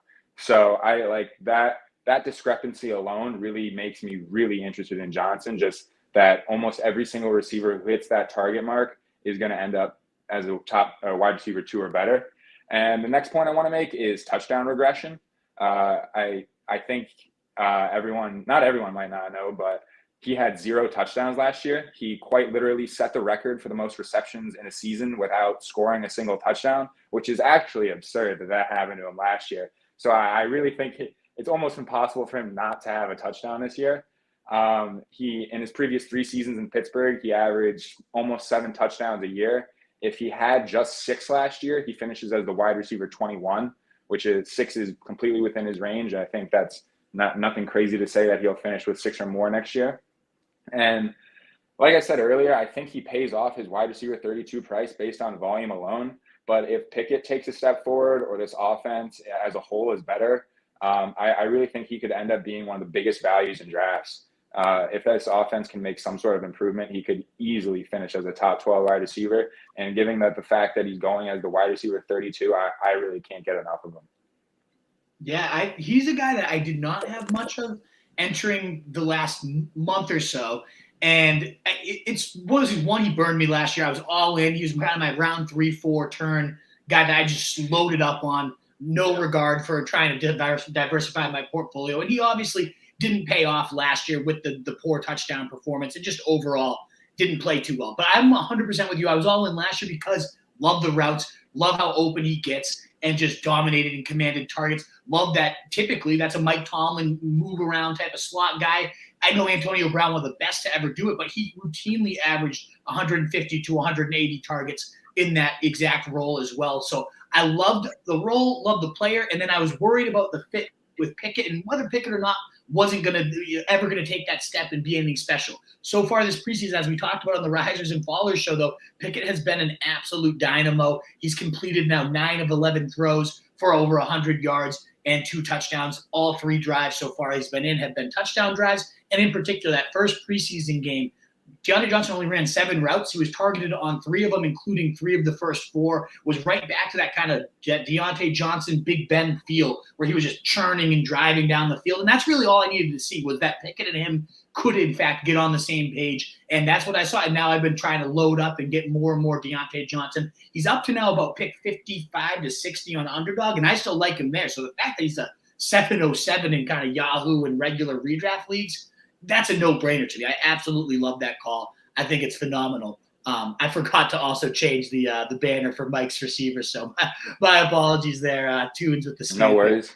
But I will pull up now my receiver. And I had a tough time picking this. I almost was going to go Ayuk. I like the player in Ayuk better than Marquise Brown, who ultimately is my selection here. But I also have another 49er later. I know I talked about Brock Purdy a lot already. So I wanted to be a little bit different because everybody loves Ayuk as well. And I haven't heard many positive takes this offseason on Marquise Brown. He's going as the wide receiver 34 right now in best ball, 66 overall. He's going even later in regular redraft leagues. And he's actually 45th on my big board overall. I have him plus 27 his ECR and ADP, plus 20 his big ball price, best ball price tag. And that's because without Hopkins, Brown has been an absolute stud in his brief time with the Cardinals. 10.7 targets per game was the wide receiver 5 in target share, and 18.3 fantasy points per game, wide receiver 7. I know Murray's been banged up. We don't know when he'll be back, but he's played well, Marquise Brown, even with Colt McCoy there. The first 5 games, let's look at this real quick. 6, 11, 17, 11, 10, and 9 targets across his first 6 weeks without DeAndre Hopkins. 14.3, 12.8, 28, 20.8, 21.8, and 11.8 points in those 6 games as well. So really a borderline wide receiver 1 going right now in that round 6. I've also seen him start to fall on Underdog to some go 80, 81, and 82 in 3 straight drafts yesterday. So people are even getting more and more sour on him. I'm not sure if I missed a note. I know that the one worry with him, and the one reason I don't love planting my flag in him, is he is a guy that consistently has something nagging or misses time in every single year. And I hate that, but for however long he's out there, and especially whenever Kyler Murray, his college boy, they had a great rapport. Then it carried over. They all offseason work out together, hang out together, kind of that best friend narrative. That's in place with these 2 guys. So as soon as he's on the field, I feel even better when Kyler Murray gets there about Marquise Brown. But I don't see anyone else on this team capable of demanding the targets that this guy can. I think they're going to absolutely suck and need to throw it off him. So I like Marquise Brown, especially you can get him as your wide receiver 3. And if he does what he just did last year without Hopkins, you're getting a top 10 guy. So what do you guys think about Marquise Brown? I like him a lot as well. I think people really are just forgetting how dominant he was. What was that, the first 7 weeks of the year last year before he went down? But he was a legitimate threat, and he was pacing to be a top 10 receiver. I mean, the volume is undeniable. And like you said, I just don't see anyone else in this offense who's going to compete with him for targets. I mean, obviously they have to throw the ball to someone else, but I really don't think that there's anyone else in this offense that's really the caliber of player that he is. And he's going to get all the work because of it. I think that these guys are going like around the same spot, which was interesting. I think MOH said 32, and I think you said 34, Wolf. So, it's conceivable you would have your choice between these 2 guys at a given pick. And so this one, I feel a little bit more like, I can say which guy I think I would probably take in these spots. So they're both interesting takes, and both guys that like kind of less educated fantasy guys like myself that you guys maybe just reflexively write off. Deontay Johnson, it's true, he was so disappointing last year. But if you look at the numbers, which MOH laid out graciously in front of you. It's like 140 targets a year. I mean, that's a ridiculous amount of targets. And when he says, 3/4 of those guys end up actually being wide receiver ones, and pretty much all of them end up being wide receiver twos at the price he's going at, it's like you almost have to take a shot. When he says no touchdowns last year, fluky thing, obviously that's going to sour anybody against somebody like that. I immediately just thought of Miles Sanders and how we were all just like, yeah, Miles Sanders sucks. And then he's just like, don't draft me. And we're like, okay, we won't. And then he was fantastic. So, I don't believe in the Steelers quarterback situation much, but MOH makes the point also that if he does anything, if he's the same as he was, the guy's probably still a wide receiver too. And if he takes any sort of step forward, you could just be getting an absolute steal. So I would tend to lean towards Johnson over Hollywood. Although Colt McCoy, who knows what's going on with Murray. Colt McCoy, a very competent backup in the NFL. He's not like nothing. I believe that he and Brown will produce points. So I think if you ended up with Brown at this spot, you almost can't go wrong here. But I think given the info that MOH threw out, I'd probably lean Johnson in this situation just because of the longer, more established, probably bigger upside track record.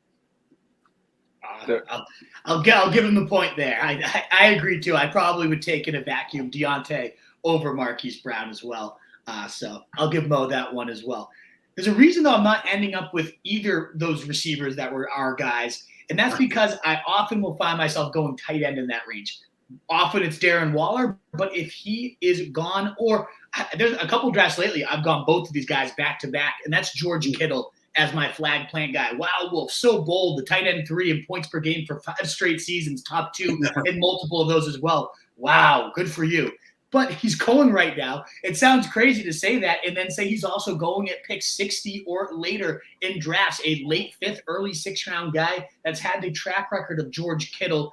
And now he's going to be playing with Brock Purdy for the full year. And I think that is absolutely crucial because in the 5 games with Purdy, Kittle goes from averaging the 10 games of form, 10.9 points per game, 65. The season-long pace would have been 65 receptions for 802 yards and 7 touchdowns. A solid season, a fine tight end. Probably would have finished at about tight end 4 or 5 just on that. But with Brock Purdy, he goes then on pace for 75 catches, 996 yards, and 24 touchdowns. Now, I know that's not going to happen, and the touchdowns will regret quite a bit, just like Deontay Johnson will have the positive touchdown regression. Kittle's pace, 24 touchdowns, won't happen. But 11 to 12, maybe even 15, that's certainly possible because Purdy had the absolute eyes for Kittle all year, really anywhere on the field, but especially when they get to the red zone.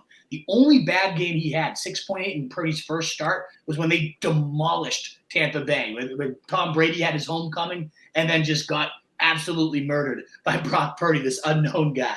And after that, 25.3, 30, 12.3, and 18.9. It was a tight end 1 for those other 4 weeks, and 2 of those weeks were his high scoring of the season, absolutely dominating there with Brock Purdy. And then he goes and does it in the playoffs as well. I believe 9 catches against the Cowboys all over the field. And I just love it. I think this offense is going to take it into a next gear, giving more touchdown chances for everybody, and especially George Kittle, who never really could get it done with Trey Lance. Those games were always going to be a bust or dud. And then he was just meh otherwise with his other quarterbacks. I think this Brock Purdy factor is going to be big and make Kittle, who, again, yes, top 3 tight end, you're calling a breakout, you're calling a steal. Whoa. The fact that that guy is going at pick 62 right now and could easily be the number 2 tight end behind Travis Kelce by the time all things are said and done, make George Kittle a guy I cannot stop drafting at his price. Personally, his price has been falling recently. But earlier in the season, he was someone I was kind of avoiding, but it's getting down to the price where I'm more interested. But like you said, the touchdown rate is obviously unsustainable. He had 9 touchdowns in the last 8 or so games last year with Purdy, and he's never had more than 6 in a full season before that in his career.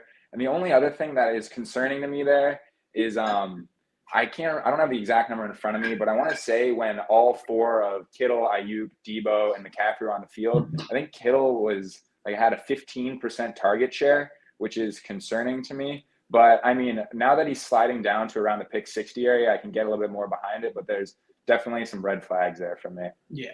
I've heard that. I'm glad you brought up the touchdown point because I've heard that a million times. It makes sense too. I just remember there have been so many years, Truth, on the show. We've been like, why the fuck? Like, one of those years, Kittle's going to finally, he's always the tight end 2 and 3. And one of these years, he's just going to catch 15 touchdowns. He's 6'5". He's athletic. He can make the jump ball catches. Why is he? I don't know. It might have been a Jimmy Garoppolo thing because once Brock Purdy comes in, and it was a small sample size, so we can't overreact. But there is the chance that like maybe this is the Kittle moving forward as well, which at again, 62, I'll take the stabs all day. It's a really good point. And maybe that was – it says it should be the anomaly, not the rule, that he caught so many touchdowns in such a burst. But I also just look at the guy and I'm like, what? Why has he not been catching more touchdowns? And the fact that it does hit just the way it hit once he gets a quarterback that trusts him to make those kind of jump ball throws, I don't know. I just see that maybe being the actual new rule moving forward. We'll see. I know the guy you have coming up for us, Mo. I think you have a real big uphill climb with both me and Truth. But I love that. It's Kyle Pitts, and it's a guy that I have shit on, called maybe the most overvalued player in fantasy right now. So at minimum, you guys will get a new take out there that whether you believe in me or not, you'll at least hear something different, because I don't want a thing to do with Kyle Pitts. Maybe you can convince me otherwise. This is the equivalent of, if I'm the bull and he's the bullfighter and he's waving a red flag in front of me right now. Yes. Like, you're just coming to piss us off here. If you can convince me or even soften me on this will be some of your best work. So I'm being completely transparent. I'm going into this. I like Kittle. Good argument, Wolf. Pitts, when we talked about guys that have burned us in the past, some guys burn you and you roll your eyes and you're just like, oh man, I'm not doing that again. And then some guys burn you and there's just like a rage that builds up inside you. And this is the latter. So spit some facts, MOH. Let's go. So yeah, first I want to start off by saying, I know there's probably a lot of bias here just because it's been not just getting burned, but it's been a colossal burning of many, many fantasy teams. I mean, he was going in the 3rd round last year. That's like no small investment. I mean, I don't remember what tight end it was, but it had to have been top 3 last year. But so it's no small investment. And then when he doesn't work out, it's incredibly frustrating. So I understand where you guys are coming from, but that's not the reality of Pitts' price anymore. He's going at the 5-6 turn now. And I think that's a price where you can take a chance on the talent. I mean, betting on talent's always a good idea in fantasy football. And Pitts has proven that he can do it. He had a 1,000-yard season his rookie year. And I think he's the last wide receiver that comes off the boards that has the upside and the talent to challenge with the elite tier of Mark Andrews and Kelsey. He had that 1,000-yard season, and I mean, everyone knows what kind of freak athlete he was, or is still. And he was the 4th overall pick for a reason. I'm still behind him, especially at this price. But from a statistical standpoint, he commands targets in this offense. He was 2nd in target share and 1st in target rate among tight ends. And I know in this offense, it's very run heavy. So that doesn't work out to a ton of targets overall, but 100 targets is still 100 to 120 targets is somewhere where I think he'll finish. I think that's well within the range of outcomes for Pitts. And we know he has the athleticism to turn those targets into chunk plays. I mean, last season, he was near the top, if not the top tight end in terms of average depth of target, air yards, and deep targets. They're targeting all over the field. He's not just your stereotypical tight end who's a safety blanket running the drag route across the field. He's getting up the seams, he's getting downfield, and he's being targeted for big plays. But last year, he couldn't really convert on those plays because of poor quarterback play. Marcus Mariota and Desmond Ridder just didn't do anything to help. Well, I guess he only played with Mariota, but he didn't do anything to help Pitts succeed. Pitts ranked dead last among all tight ends and wide receivers in catchable target rate. Only 65% of his targets were deemed to be catchable, which is actually horrifying. You can just go look at the highlights for yourself. Some of those targets are disgusting. He's overthrowing them by 5 yards plus, but that resulted in 70% of Pitts' air yards being unrealized. He accumulated, I think, 780 air yards across the 10 games that he played, and 505 of those air yards were unrealized because Mariota was just missing them. They were just bad throws. So I just think there's a lot of room for improvement there. And Desmond Ridder is by no means a step up from Marcus Mariota. He was 30th in catchable target rate last season. So who knows? I mean, it was a small sample size, but I don't think it's going to get any worse than what we saw from Mariota last year. I mean, because that was honestly a train wreck. And just with the cost that's been reduced by a full 2 rounds from last year, he's just someone with the upside I'm willing to bet on. And I think he's the last tight end that can compete to be one of the best guys in fantasy. All right, so I mean, some good points for sure in terms of air yards. The way he's used is not your typical tight end and safety blanket, and the athleticism's receiver. I get all that. 4th air yards, and it was horrendous QB. But you also then acknowledge that like Desmond Ridder might not be that much of a step up, but a small step up nonetheless. Certainly doesn't hurt. I still can't get over like that. You can always cherry pick stats with Kyle Pitts, and I feel like there's always people that are always able to do this. Like led tight ends in target rate per route run. And the field, but then it's always like he's on the field for only 50% of the snaps for whatever reason. They like to put in all these other blocking tight ends and run it down your throat. And then like, all these efficiency metrics don't end up necessarily mattering. There's tons of different little usage things that anybody can point to that would suggest he's good. And I just look at 3.9, 3.9, 13.7, 3.5, 10.9, 3.9, 19, 4.7, 4.8, 7.3. Those were his points per game across the entire season. 2 top 12 tight end performances for this freakish player, this uncrazy air yards and all of these great things. He only went above 5 points in 4 of his games last year. And is that a fault of his own? Probably not. It's poor usage, it's poor quarterback play. I just am not convinced that the poor usage or poor quarterback play, especially after the preseason where he's a 50% snap player, I'm not going to overreact to 2 drives, but like you'd love to see him just play every snap of the starters, and he still was getting rotated in and out. And Desmond Ridder, still not that great. And maybe he can hit to 100 targets, but if you look at Arthur Smith's teams back even in Tennessee, A.J. Brown only crossed 100 targets once. There was never 2 guys in back-to-back. We talked about the DeAndre Hopkins, these run-heavy teams, and the fact that we have Desmond Ridder in love with targeting Drake London. I think Kyle Pitts was out for pretty much all those games too, so who knows exactly how that would translate too, but I just look at a guy, tight end 22 in points per game, going as a top 7 guy just based on his athletic profile and the fact that, you look at Jake Seeley's correlation to fantasy success, like 40-yard dash and vertical jump and 20-yard shuttle, 60-yard shuttle. Those are all almost no correlation at all. So, yes, I love the fact that he's this crazy athlete and can do things that most tight ends can't. But when he's used poorly, when those things don't typically translate to success anyways, and when he's got no real track record but is going at the same price as a Kittle, as a Waller, now he's going a little bit before them as those guys separate. He was going ahead of those guys at one point,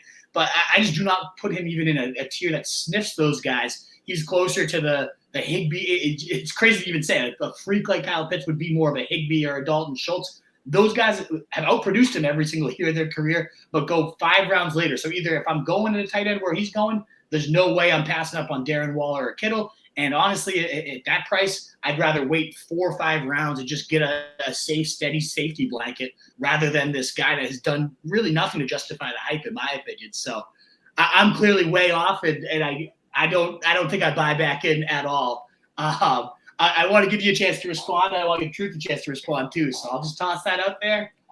what thoughts come to mind? So the first thing I want to say about this Falcons offense. First off, their top three skill players, Pitts, London, Bijan, are all going in the top 70 picks. I don't like that's traditionally a good sign for the performance of an offense. If they have a lot of skill players going in the early rounds of fantasy, that's obviously translate to good offensive production. But I think that one of these players ends up not working out. I just don't see a way Desmond Ridder can support 3 elite fantasy options. So I do just want to put that out there as my word of like caution against Pitts, because this offense just doesn't project to be able to do that. But at the end of the day, I'm more willing to bet on talent, especially at a position where if I miss on Pitts, I'll already have passed on the other tight end that could have been a difference maker on my team. I don't really think that there's many, if any, players going below Pitts that will end up being true difference makers, like could absolutely be an elite tight end. So that's why I'm more comfortable with it. And like I said, just the 70% of his air yards, like not converting into catches, is just bonkers to me. Like that just screams someone who's bound to regress and have a better season. Because I mean, at the end of the day, like some of it was obviously his fault, but the quarterback play, it was just horrendous. I mean, I have an article that'll be coming out on the site, I think today or tomorrow. There's a mashup highlight tape of Mariota's targets to him, and it's a crime scene. Like I just don't see how it gets worse. And if he doesn't work out, he doesn't work out. But I'm not. There's just not very many options behind him that I'm interested in. So I guess I'd like to ask you off the top, MOH. I thought it was interesting that you just said after selling us on Pitts, here's the word of caution on Pitts. I don't know if this offense. I don't think this offense can support three of these guys. So if you had to choose which of these guys ends up being the guy that doesn't live up, who would you say? Oh, well, just based on price alone, Bijan. Okay. He's more of a he's gonna be drafted in most leagues somewhere between 6 and 9. Yeah. I think he's more of a 1-2 turn kind of guy. But obviously that's like kind of that's really minute details, but just given the price, I would say Bijan is most likely to disappoint. So at the price, you said Pitts' price has fallen, I guess 2.5 rounds since last year. Yeah. I get why that makes him more appealing. One interesting thing that I thought that you said is he's the last tight end kind of with that upside to compete with the top guys potentially. And so I wrote down here the Herbert of tight ends, because I remember when Wolf and I were doing best ball, we grabbed Herbert because we thought, you know what, there's nobody below him. After him, we just feel like there's a significant drop off. He was the only strictly passing guy we thought could maybe hang with the Konami upside guys. I agree. Just because of the huge potential. And so when you characterized him that way, that did kind of intrigue me. And so then I had to ask myself, is a 2.5 round drop from last year worth the agony that I went through? And I think probably not. I think at 5'6", I'm still not taking a stab at Kyle Pitts. Obviously, there's a price that I would. I just am not sure what it is, and I don't think in any draft he's going to be around at that price. I wonder. I wonder, man. I get it. All the physical skills are there. He's one of these guys. It's just like the Jets and the Giants last year, and the Jaguars for that matter. I've for years on this pod, I've said those three teams I'm going to have to see it before I believe it. And I mean, I kind of saw it from all three of them last year, and so now I've had to rethink how I feel about those guys. I think with Kyle Pitts, for me personally, I'm going to have to see it before I'm comfortable going in. I know that makes me sound like an old curmudgeon, but that's what I am. I also think that Pitts he's also just a prime candidate to slide past where he's going right now. I mean, it's really hard to project who's going to slide in draft to draft, but just based on the fact that he's burned so many people in the past, I think he could easily slide like a half round or even a full round in a lot of drafts. And I mean, he had that 1,000-yard year. I don't know. I'm not going to keep going on it, but no, I love it. Think about it. Think about it when the 5-6 turn comes around. I'm going to think about it. Yeah. I saw him yesterday go like in round 7, and I still he went after me in round 7. I'll tell you that. I wasn't taking him there either, because he's going right now around like, so even if he's falling there like 7, that's where Dallas Goedert goes. And I know Pitts, theoretically the ceiling is higher than Dallas Goedert, but the floor is so much steadier with Dallas Goedert. You're getting a locked in top 7 guy with an underrated ceiling, in my opinion, running more routes this offseason with the receivers, and in camp he's been unguardable, and he has positive touchdown regression probably coming his way. So if I'm betting on these regression narratives, I'm going to go with the guy in a Jalen Hurts offense rather than the guy in a Desmond Ridder offense, even if the other guy, Dallas Goedert's technically a few notches down on the target totem pole. I don't know that Kyle Pitts is that much higher than him on the target totem pole when he's only playing half the snaps anyways. So even if he falls around, I don't know. He makes me sick. Like, I was so burned by him last year, and maybe that will be somebody else's, game that I let him fall in round 7. But I'm going to go Dallas Goedert there every time, even after the Kittles and Wallers are gone. Yeah, I see the argument. I just my personal philosophy is like once I get past that elite tier and the onesie positions like tight end, quarterback, I like once I get past probably Waller for me. I'm more of the thought that I'm just looking for the upside, the guy who could absolutely smash. And I agree that Goddard is by far the safer pick, and he'll provide you more. I would say, definitely provide you with more steady production and consistent production. But I'm just betting on talent and upside. I like to swing for the fences at those onesie positions. Which is exactly your philosophy, Wolf. It's just it's just that. I mean, that's your playbook completely. Always has been. You've always shot for the stars. And, I think a lot of these arguments would probably resonate more if you just weren't so butthurt. And me too, by the way. I mean, I'm trying to be honest. Like, this guy has hurt us both personally. And so, not maybe just that's what it is. We're too burned, Truth, to look past it. I haven't yet, so we'll see. Right. You're young. I'm waiting. If I had more faith in Ritter, I think I could buy. I do totally get the unrealized air yards, the horrible catch rate. It is a murder show. I've seen that. I chuckled as you said that because it is just an absurdly bad highlight compilation of how bad the quarterback play was. I just don't think Desmond Ritter, he'll be an upgrade. I don't think it's near enough of an upgrade to justify the tight end 22 who had 2 top 12 weeks at a position that's not that hard to be top 12 at. I don't know that Ritter's the guy that's going to unlock this. Maybe next year will be the year like we're all going to talk ourselves back into Kyle Pitts after we get another year of all these unrealized air yards, but the quarterback's actually solid. Maybe then I'll finally buy back in. But Ritter's not the one that's going to unlock the ceiling, in my opinion. This is the last thing I'll say on this because I know we're beat. We always our segments on Kyle Pitts always go a little longer than just because there's so much just raw emotion. But didn't I forget the exact number? But last year at some point when we were kind of at our peak, just being furious with Kyle Pitts, we looked at some numbers and it was like where he was. This also just speaks to how clumped up the tight end position is in general once you get past the obvious top guys. But I feel like he was closer to like being the number 30 tight end points wise per game I think he was like a point away from being, or a point and a half away from being like literally unplayable. Like if you were in like a 25 team league or something like that, like that's how bad it was. Am I wrong about that, Wolf? I feel like he was it was the tight end 22, but like his points per game compared to the tight end 30 was like within a point and a half of each other. It was close. Yeah. Right. And so, hence the anger.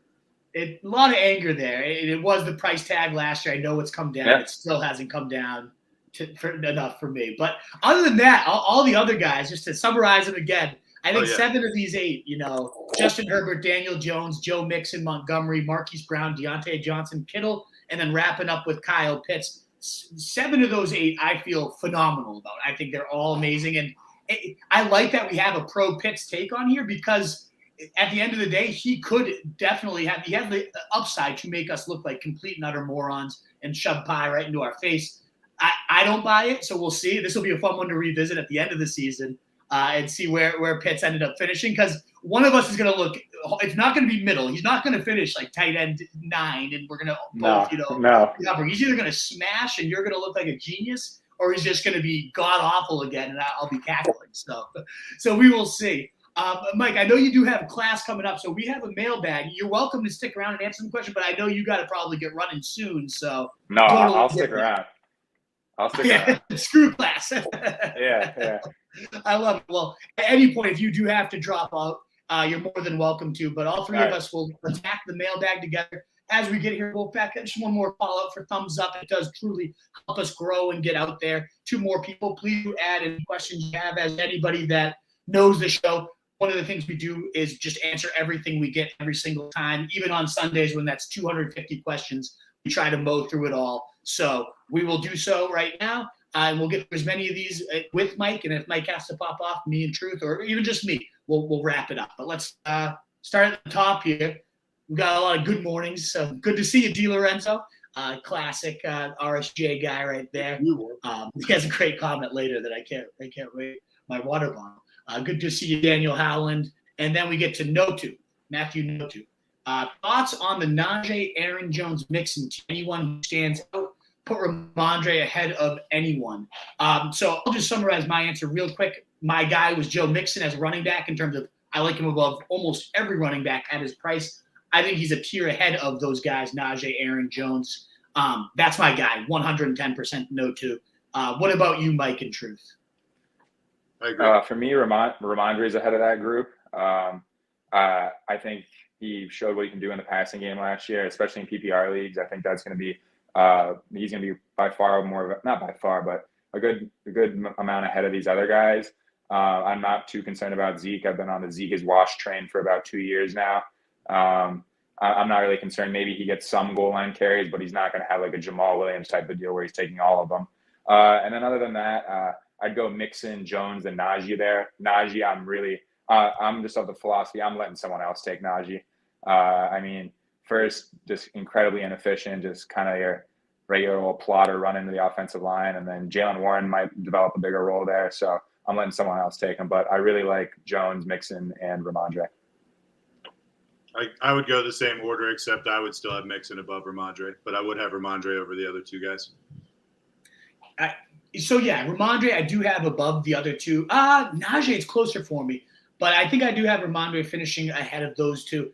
I've actually had Mixon ahead of Ramondre even before Zeke all offseason. I've had that, and I've gotten shit on YouTube endlessly for that take, and I'm going to hold strong on it. And I know we're diving into one question a lot here, but to me, I look at Mixon and Ramondre. I think both of them have very similar target upside. Mixon had 78 targets last year, and then over 50 from Samaje Perine are now vacated. Not all of those will go to his way, but I think their target upside pretty similar. I do think Ramondre is probably a better player, a little more explosive, a little more efficient, but similar receiving workloads. I say the Bengals line is definitely better as a Pats fan at this point than what the Pats are rolling out there. There's no question what offense is better between the Bengals and the Pats. So do you think Ramondre, I think the workloads will be similar, if not significantly higher touchdown equity for Joe Mixon, similar, maybe slightly less receiving work, but a whole lot more efficiency in this offense with a better line. Do you really think Ramondre is just that much better of a player than Mixon, and that's why? Or like what? I don't see anything other than that being why anyone would take Ramondre over Mixon at this point. Oh, I 100% think Ramondre is a better player than Mixon. I mean, all of the reason I get behind Mixon is because of the volume and the environment. I don't like all the metrics. He's taken a downtick in his efficiency metrics. He looks like he's just slowing down as a quality of a runner. I get behind Mixon because of the volume, but I have Ramondre ahead of him just because of how many passes he's going to catch. I think he's solidified himself after last season as the receiving back in New England, and like I said earlier, I just think he is a better quality running back in general. Yeah, I mean, he's definitely a better player. I love Ramondre. I think he's the better player. I don't know that he's so much better that it outweighs the overall offense, the better line, the touchdown equity that now took another hit with Zeke there, and he only had 6 last year anyways, Ramondre. I think those other 3 factors outweigh the talent gap, even though I do think Ramondre is a pretty significant leap up above him. Daddy Davis from Anthony DiLorenzo. I wonder if in a vacuum, Daddy Davis. Yeah, will you ever go back to Daddy Davis? I know he was kind of like a Kyle Pitts level burn last year for us. We were all interestingly enough, at a lower price tag, I could be enticed into getting back into the Daddy Davis business. It made me mad. It didn't make me mad the way that Pitts did for some reason. You also have Josh Allen at QB too, which makes a rebound feel a lot more likely than a Desmond Ridder-led offense. Yeah, I will say, and I know I referenced him one other time in the pod. The Allen Robinson thing did make me mad on the level of Kyle Pitts. Like he's like a guy that you could see having a few drinks and you see him in a bar and maybe you end up taking a swing or something like that. You would take a swing at Allen Robinson. You shouldn't. I mean, I'm sure he could destroy me, but you could see like that sort of anger building up. Man, I'd love to see that. I don't know if I'm gonna get you guys a little too upset here, but Allen Robinson isn't too bad of a last round dart throw. I mean, in Pittsburgh early on, he's moved into the slot. He's kind of older, so he doesn't need to be winning on the outside. He's in the slot, getting a lot of reps with the ones in the preseason. I don't know. Maybe throw a little dart at him in the last round. I've been doing it in best ball. You're just trying to get us pissed off on a Monday morning before you head off to class, aren't you, Mike? I'm trying my hardest. Yeah, Martavius Bryant can still surprise you. Yeah, exactly. Bring him back from the dead. I will never trust, even now that you're taking him to the last round, I'll never trust A-Rob again. 2 years in a row burned. No way. But Daddy Davis, I'm back. I'm ready to buy back and see how he goes. Campanelli, great to see you. I feel like we haven't seen you at a couple of the latest. We've been on a weird recording schedule with the wedding and everything, so it's been a while since we saw you. Great to see you again, Campanelli, the most loyal of all. Didn't he call Truth like into every single show? Like the only time he didn't call in was like we were out because I was in the hospital for my appendix. Yeah, one time I feel like he called in and it was me and CJ or something. I feel like he had a better attendance record of our show than at least one of us and maybe both of us. Here's Campanelli, you're the fucking man. It's great to see you again, brother. And Mitch Chavez, a couple classics. Good morning, Wolf. Good morning, Mitch. Truth. No love to Mike, unfortunately, for Mitch. Sorry, Mike. No good morning to you. I'll get by. It's coming. You'll have to earn your way with the regulars here. But I'm excited. We got another couple shows lined up this week. So by Friday, maybe Mitch will give you a good morning. We'll see. I hope so. Campanelli kind of crushing me in this comment. I just want to say real quick, Truth looks like he's hurting today. Campanelli, I went to bed early. I didn't drink last night. This is me looking good. So I'm just warning you, as someone who I know recently had a kid, you're going to look like this in the morning before too long. Great stuff. You got this to look forward to. Pile on Campanelli. Tell him how awful he looks. I think I agree. It's a tough look seeing Truth. Again, this early in the morning is a pretty jarring sight to start the day. But hey, we get that. Not used to seeing either of you on any mornings besides Sundays. I know, Mitch. No, this is. I honestly love the mornings. Like I'm a much more productive human. I love having the day ahead of me too. So I'm excited to do this. I wish. Maybe this is like a little preview for next summer where we'll get some good morning sessions in. It seems like there's good questions, and maybe that's just the fantasy season being at a peak, but decent attendance here, decent questions. So I could definitely consider doing a more regular morning thing in summers when I'm not teaching. Absolutely. Good to see you, West C. Let's see what we got from you. Let's get this bread indeed. End up in last place in my 10-man PPR, Mixon, Kamara, Pitts, Allen Robinson, Herbert. For my opening picks. Yeah, I'll say this. Some of our guys were, we liked Pitts, we liked Kamara, we liked Allen Robinson. You went with a lot of our guys, Wes, and we let you down.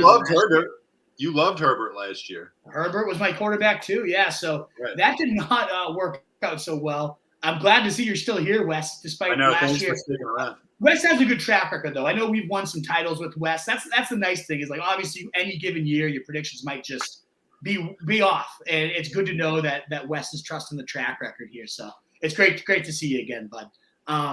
So 10-man PPR from the 4. Chase and Amon-Ra are being kept. You have Cooper in the 10th. That's not a bad keeper right there. Kupp, Hill, and then get Wilson and running back like Najee.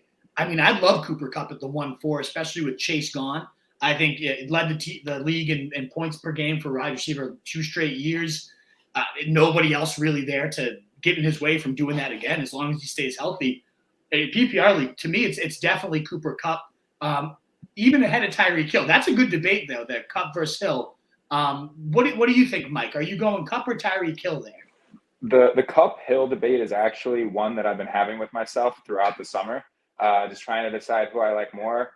I was looking at this the other day, actually. Kupp last year, he was pacing. He was 11 targets a game. He was pacing to break Michael Thomas's single season reception record. He was pacing to score 426 PPR points, which would have been 60 more than Justin Jefferson. So like 3.5 points more a game. He was pacing to break fantasy again. Just the only thing I can say negatively about him is obviously he's going to be 31 years old, coming off of ankle surgery and now a hamstring. And Stafford's dealt with his own slew of injuries over the last year or two. That's really the only argument that you can make.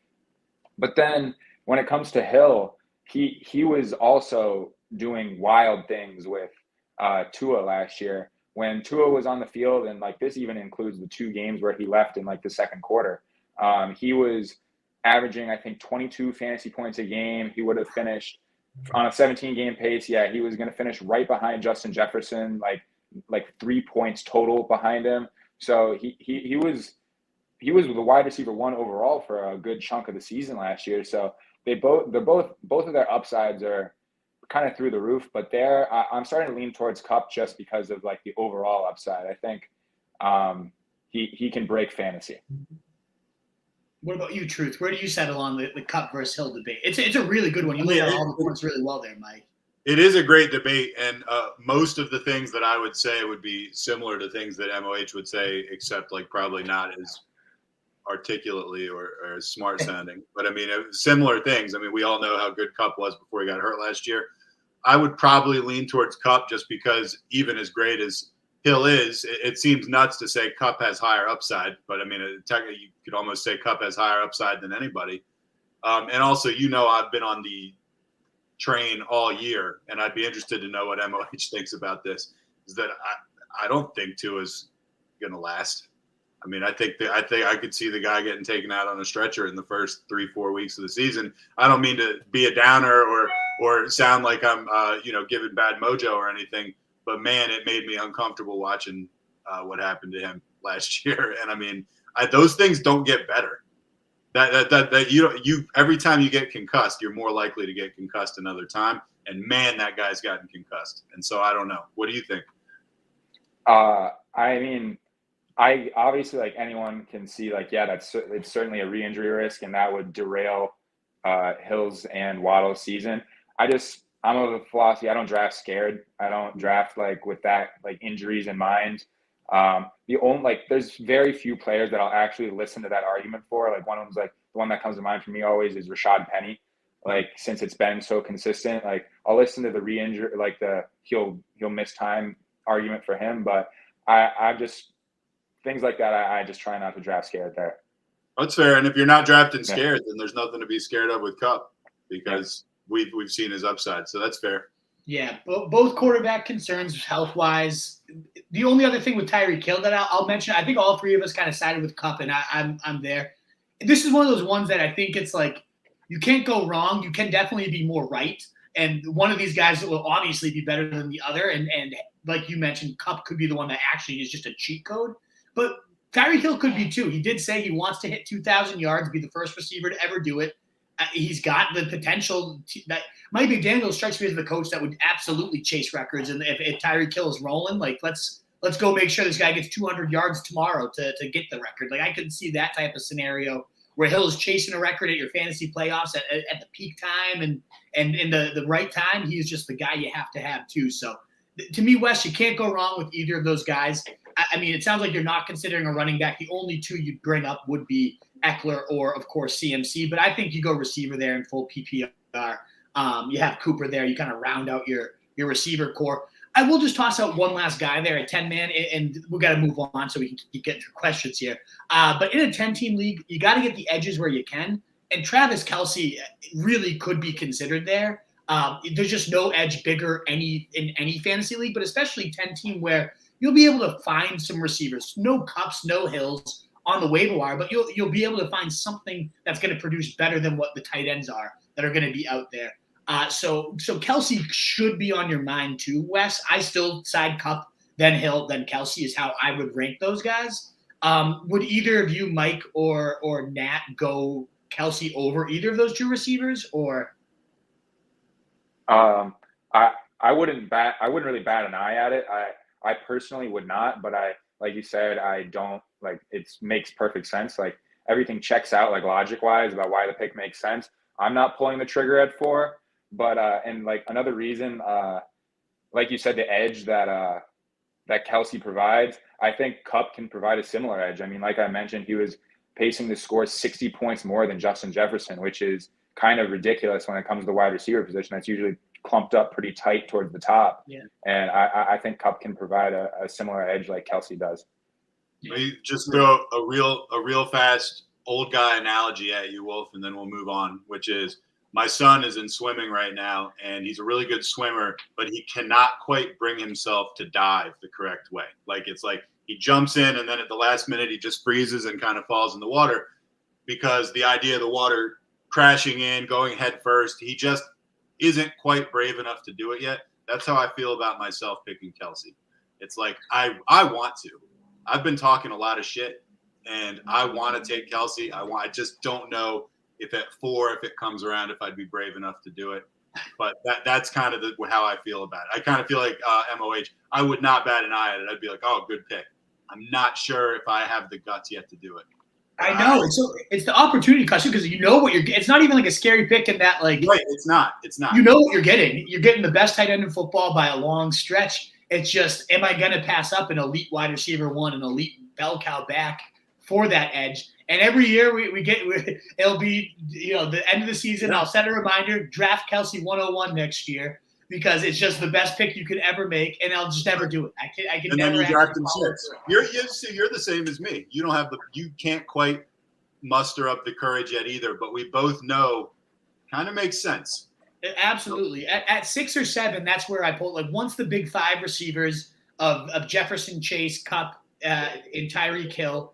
And then you mix in CMC and Eckler is right in that cusp. Maybe you go Kelsey over Eckler. But after those big 5, it's those 4 receivers and CMC. I often will go Kelsey at 6, especially in best ball drafts. That's kind of where I have him sliding in. But I think those 2 receivers are just too much of an edge. I think that's a really good point, Mike, that like you could actually get that edge at receiver too, should you get Kupp and what he's been doing. Thank you, Mitch, for the compliment. Great breakdown, boys. DiLorenzo saying the water bottle, the Wolf is rocking is the 101. Yeah, this thing's an absolute fucking monster. I don't even know how many ounces. It's actually Hillary's. I stole it. It keeps the ice stays cold for like days. It's a Yeti. Yeah. Oh, I got to get myself one of these because Hills isn't home right now, so I'm admitting that I've stolen it, but she has no idea. It's the best water bottle ever. Water bottles have really advanced. Water bottles have come a long way in our lifetimes.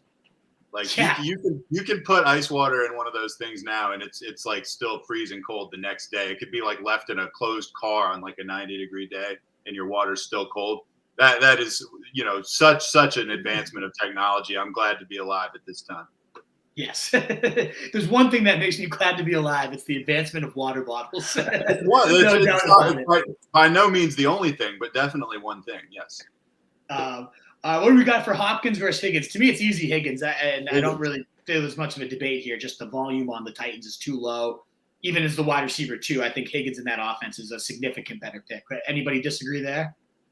No. I mean, like, you can make the argument at cost for Hopkins, but, yeah, overall, Higgins easy. Yeah, and typically Hopkins goes a round or 2 later than Higgins anyways for that reason, exactly. Rock out. Do you got to run, Mike? I feel bad, like holding you. You got No. I'm all good. I got to go in like 5 minutes. Yeah. I got. Okay, cool. We're right towards the end of the mailbag. It looks like, anyways. So we'll rip through these. How bad is my team from Rock out? Let's find out. A-Rod, Howell at quarterback. Don't love the quarterbacks. A. Jones, Pierce, Brian Robinson, Gainwell, Bigsby. Let's hope there's some good receivers. Okay, there are some good receivers here. JJ, D. Smith, Keenan Allen, Mike Evans, very good receivers. JSN, okay, and it's full PPR too. So I don't think this team's bad at all, Rock out. Like the top of it, it was looking a little ugly for me because I don't love the quarterbacks. Howell came out really well projected for me.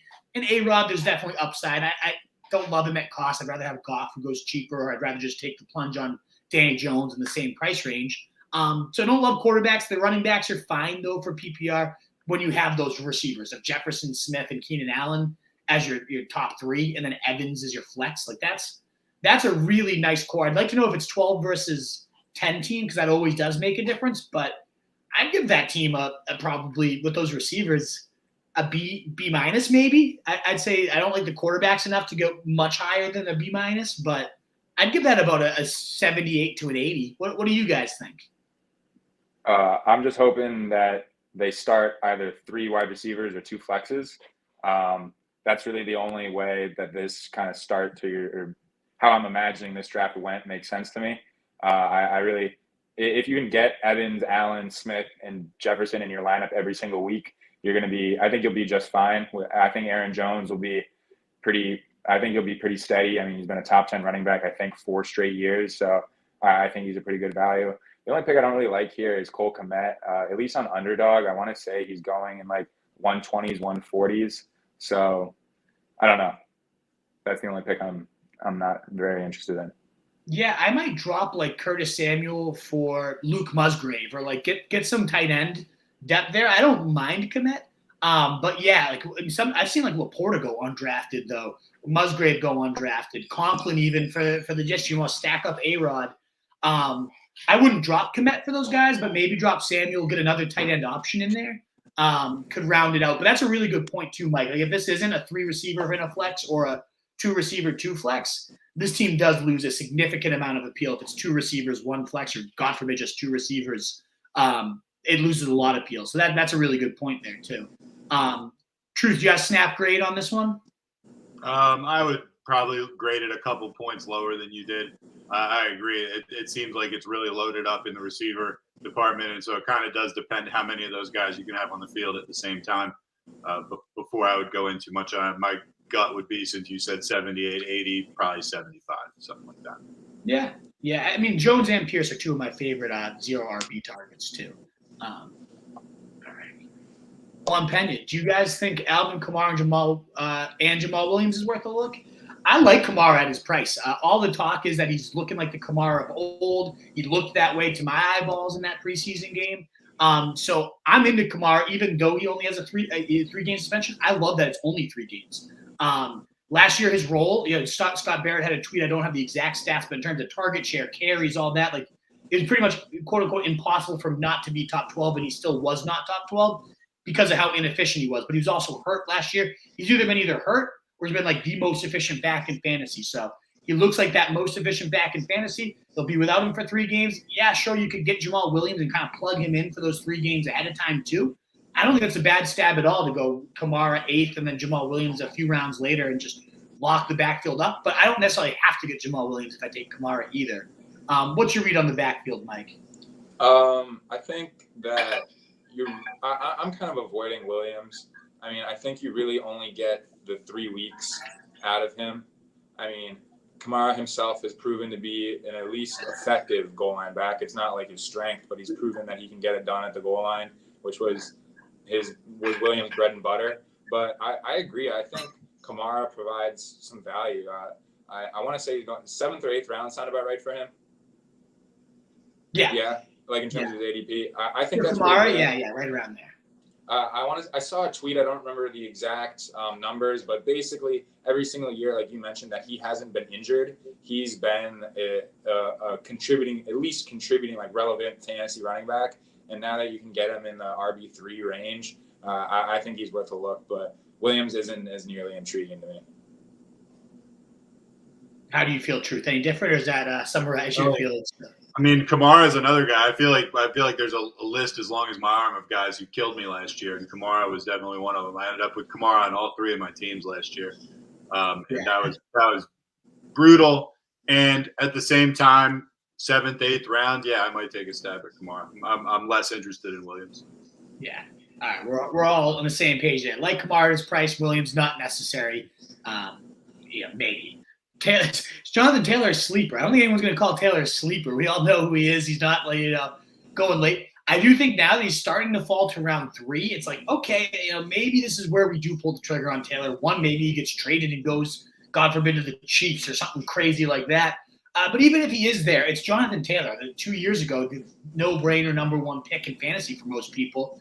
He could just rebound and be a beast. I am worried. I do think Richardson is legit, Juan, so that, yes, might open up some cutback lanes and make us a dominant power to run offense. But I think Richardson's going to vulture 10 to 15 rushing touchdowns just himself as a Cam Newton with better speed and better vert. So I do think Richardson's a concern, even if Taylor's good to go, even if he's healthy, he's willing to play. There's a chance he might just sit out and just say, I'm not playing for this team. There's a chance the team might put him on the IR and not pay him. Like, there's all this drama going around. So to me, I have no Taylor. I have not been drafting Taylor at all. Even when he starts to fall to the beginning of round 3, it would have to be mid to late round 3 for me to take that risk. There's just too many other good players that, sure, they don't have Taylor's ceiling, but there's a 0 floor with Taylor, and I don't like that for my round 3 picks typically. So So I wouldn't call them sleepers. That's just the lingo. But yeah, I don't have a lot of Taylor because even in the best case, I think Richardson vultures him a lot. So yeah, what are your guys' feelings on Taylor? So like you said, like once he gets into that round 3 price, I think he's a little bit more appealing. But especially if we find like some clarity with the situation in Indianapolis, like once home league drafts, redraft leagues are getting going, like I wouldn't be shocked if he's up there, like back into like the late second, early first, like if there's some clarity in the situation.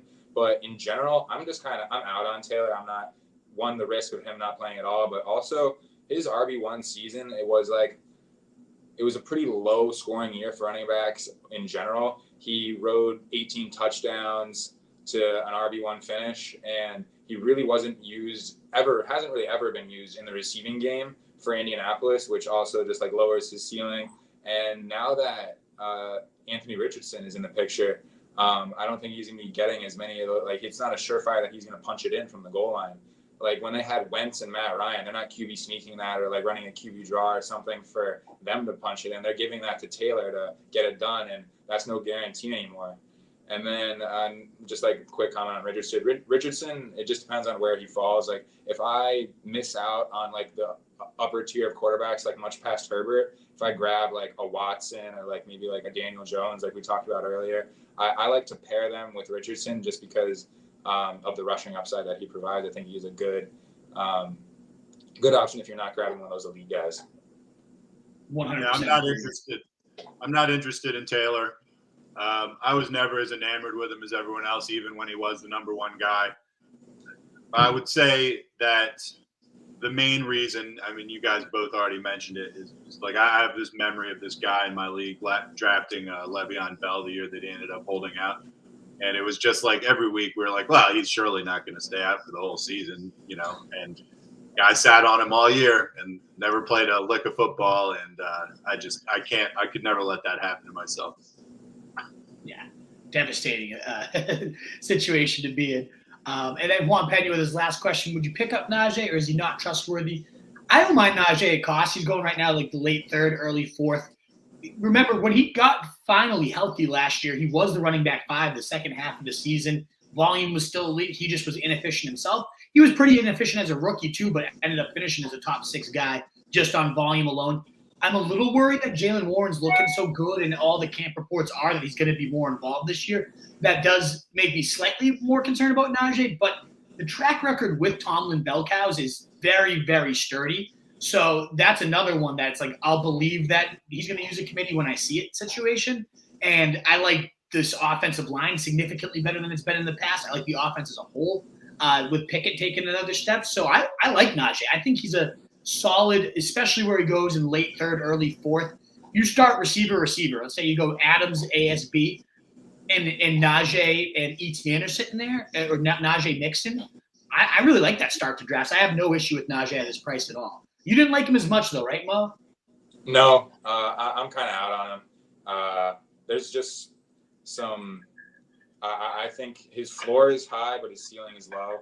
And I made it clear a little bit earlier. I prefer taking guys with the higher upside, but he's to me he's just a boring pick because you kind of know what you're getting out of him. Just like a guy who's going to go for like 4 yards a carry. He's not going to do much. Najee's longest career run is 22 yards. Like it's not like an explosive guy whatsoever. He's not going to be a game changing. Like he might get there on volume, but I wouldn't say like you have to absolutely fade him, but just based on where he's going, I'm letting someone else take him. I don't want him. You don't want him or you do? I don't want him.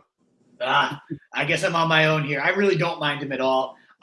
Just because he's boring and a high floor, I don't mind a running back 6 ceiling and a running back 10 floor in round 3, 4.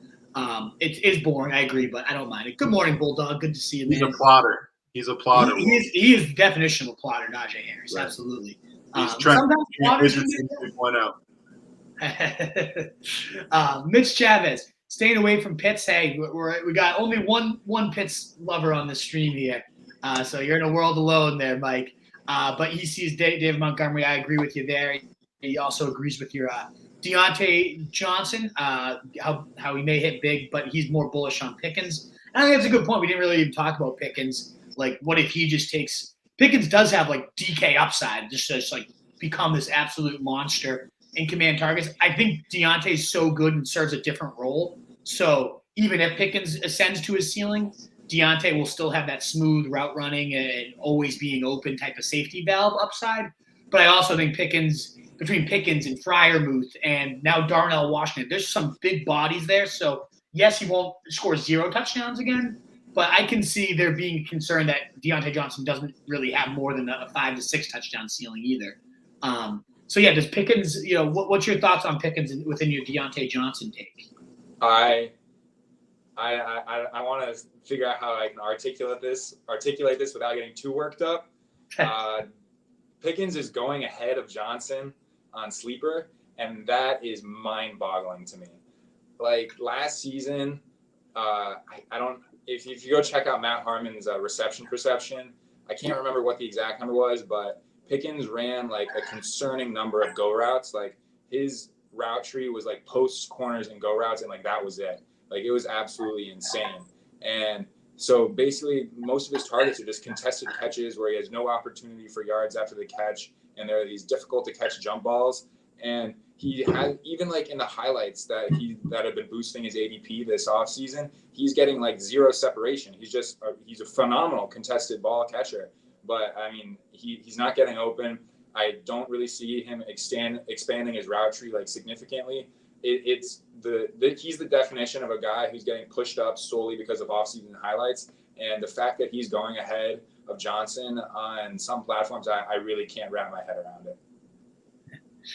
Yeah, I'm with you there. He should definitely not be going ahead of him. I always prefer the guys that can separate versus the big play type of guys. So I'm with you there. I think Deontay will be steadier. Pickens will have a couple more blow-up type days. But I'm not more bullish than Pickens. He does have a big ceiling though. So, and Mitch is good at picking out those breakout receivers. Mitch knows his thing. So and you also earned yourself a good morning. That's nice. Good morning, Mo, as well. So Mitch did give it to you. He didn't even make you wait till Friday. Yeah. A little too easy, Mitch. Honestly, I feel like you gave in a little too easy there. I wish you held out a little longer on him there. But good morning, Mike from Mitch Chavez. Mr. Trey Sarosinko, Mr. 305, Pitbull is part of the stream here. Good to see you, brother. I have 4th pick, full point 12 team. We just had this debate, Trey Sarosinko, so definitely rewind. We went on this one for like a good 10 minutes. I forget who asked I think it was, I'll just scroll up. Wes C asked it. So right when we started answering questions, we dove right into this. All 3 of us, just to summarize it for you, said Cup, recognizing that it's like one of those situations you can't really go wrong. You can definitely be more right, and being more right on Cup is probably the biggest league winning edge, is how I'd summarize our take. But if you want like more of a breakdown on both of those guys, just rewind it, Mr. Trey Sarosinko, because that is a tough debate. And we definitely did it up for a while. And then the last pick, we got Slade S, the last question of the mailbag. I have Addison. Should I give him away for Debo? I'd like a little more context there, Slade. Like, is this obviously it must be a dynasty situation. I personally, it also, if it is a dynasty situation, that also depends, what's your personal situation. Are you a contender and Debo's that one piece that you really think can get you over the edge? Then yeah, I might do that. If you're just in a rebuild right now, that productive struggle, then I would not do this at all. I think Addison could be a good core piece for you to keep growing with. I like Addison. The thing with him long term is like he's with Justin Jefferson for at least his first 5 years, and probably for maybe their careers. He'll always just be a number 2. So in most situations, I feel like I might give up Addison for Debo, if that's certainly the move that you think can get you over the edge, or you're a piece or 2 away. I think I would, because I'm not the biggest Addison fan myself. I don't know. What are your thoughts on Jordan Addison, Mike? Well, yeah. So the only way this really makes sense is from a dynasty perspective, which I cannot give the best of insights to, but I agree. Like Addison's role, unless something drastic happens in terms of a trade or something, he'll be stuck as a wide receiver 2 behind Justin Jefferson. But I think that can still be a valuable role. But yeah. I would say no. I would hold off on giving him away for Debo just yet. I would see what you have in Addison. Hey, so a little bit split there on Debo. I'm also, I know you'll never get to class if we start a Debo debate now, which we might have to at some point, because I know we're kind of on opposite ends of the Debo spectrum here. I'm all in on Debo bouncing back, like short term and even long term. He's still younger than I think people realize. So I'm a lot higher on Debo and just a little bit lower on Addison as a whole as a prospect. I don't think he's separated quite as much as I'd like. He could be by the press, and I'm a little worried at the NFL level there how that will happen. But we could go on and on about Debo, so we'll save that one. We'll get there for another time. It sounds like Mr. Tracero, you'll rewind and hear that. Awesome, Mitch. We're gonna cut the mailbag here. What do you got, Mitch? Who do you see as your MVP this season, fantasy and non? And his pick he gives us Lamar Jackson, having an actual receiving core and an actual play call that will throw it. Yeah, I'm with you there, Mitch. I could see Lamar definitely surprising and having himself a big season under Todd Monken in that air raid style now with Odell and some of these rookies. I'm there. I can totally see that.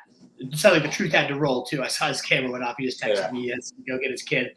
So totally leave the kid at the swimming pool. No, Truth. You got to stay with us answering these questions. No, totally. Thank you again, Truth, for as always a great show being with us here. So we'll pull him out there.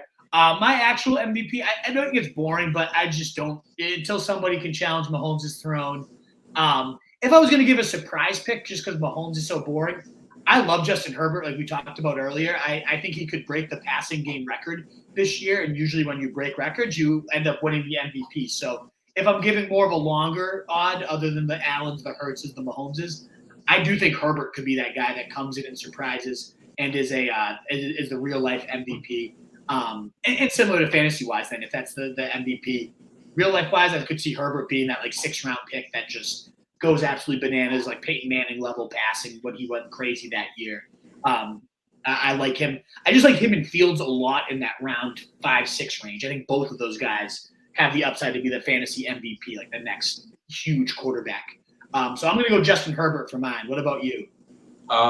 Fantasy wise, I'll go Deontay Johnson. I'm going to just keep pounding my fist about Johnson. I mean, he's a guy who I don't think anyone would be, maybe some people would. I would not personally be shocked if he finishes the top 10 wide receiver, but he's getting drafted outside the top 30 right now.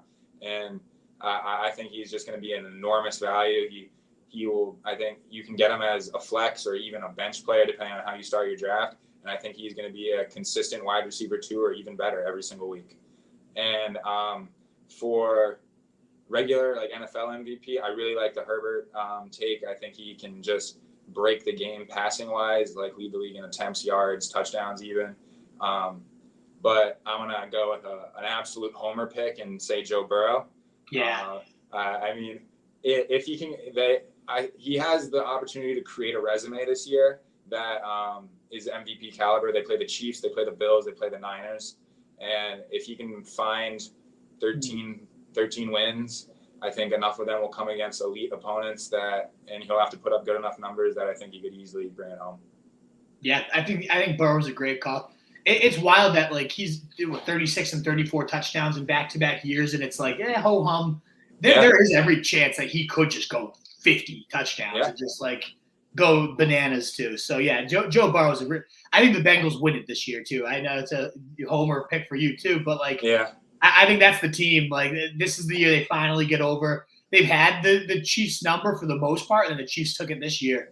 I think that's what we get for an AFC championship yet again. We've got this new Brady Manning is now Mahomes versus Burrow, and we're just going to keep getting these battles, and it's going to be so fucking awesome. I hope so. I think this is the year that they get over the edge and Burrow takes it down. I love Joe Burrow. I'm jealous that's your guy, man. Like there's no one else I'd rather have as my quarterback to root for the next decade. Like that's so sick.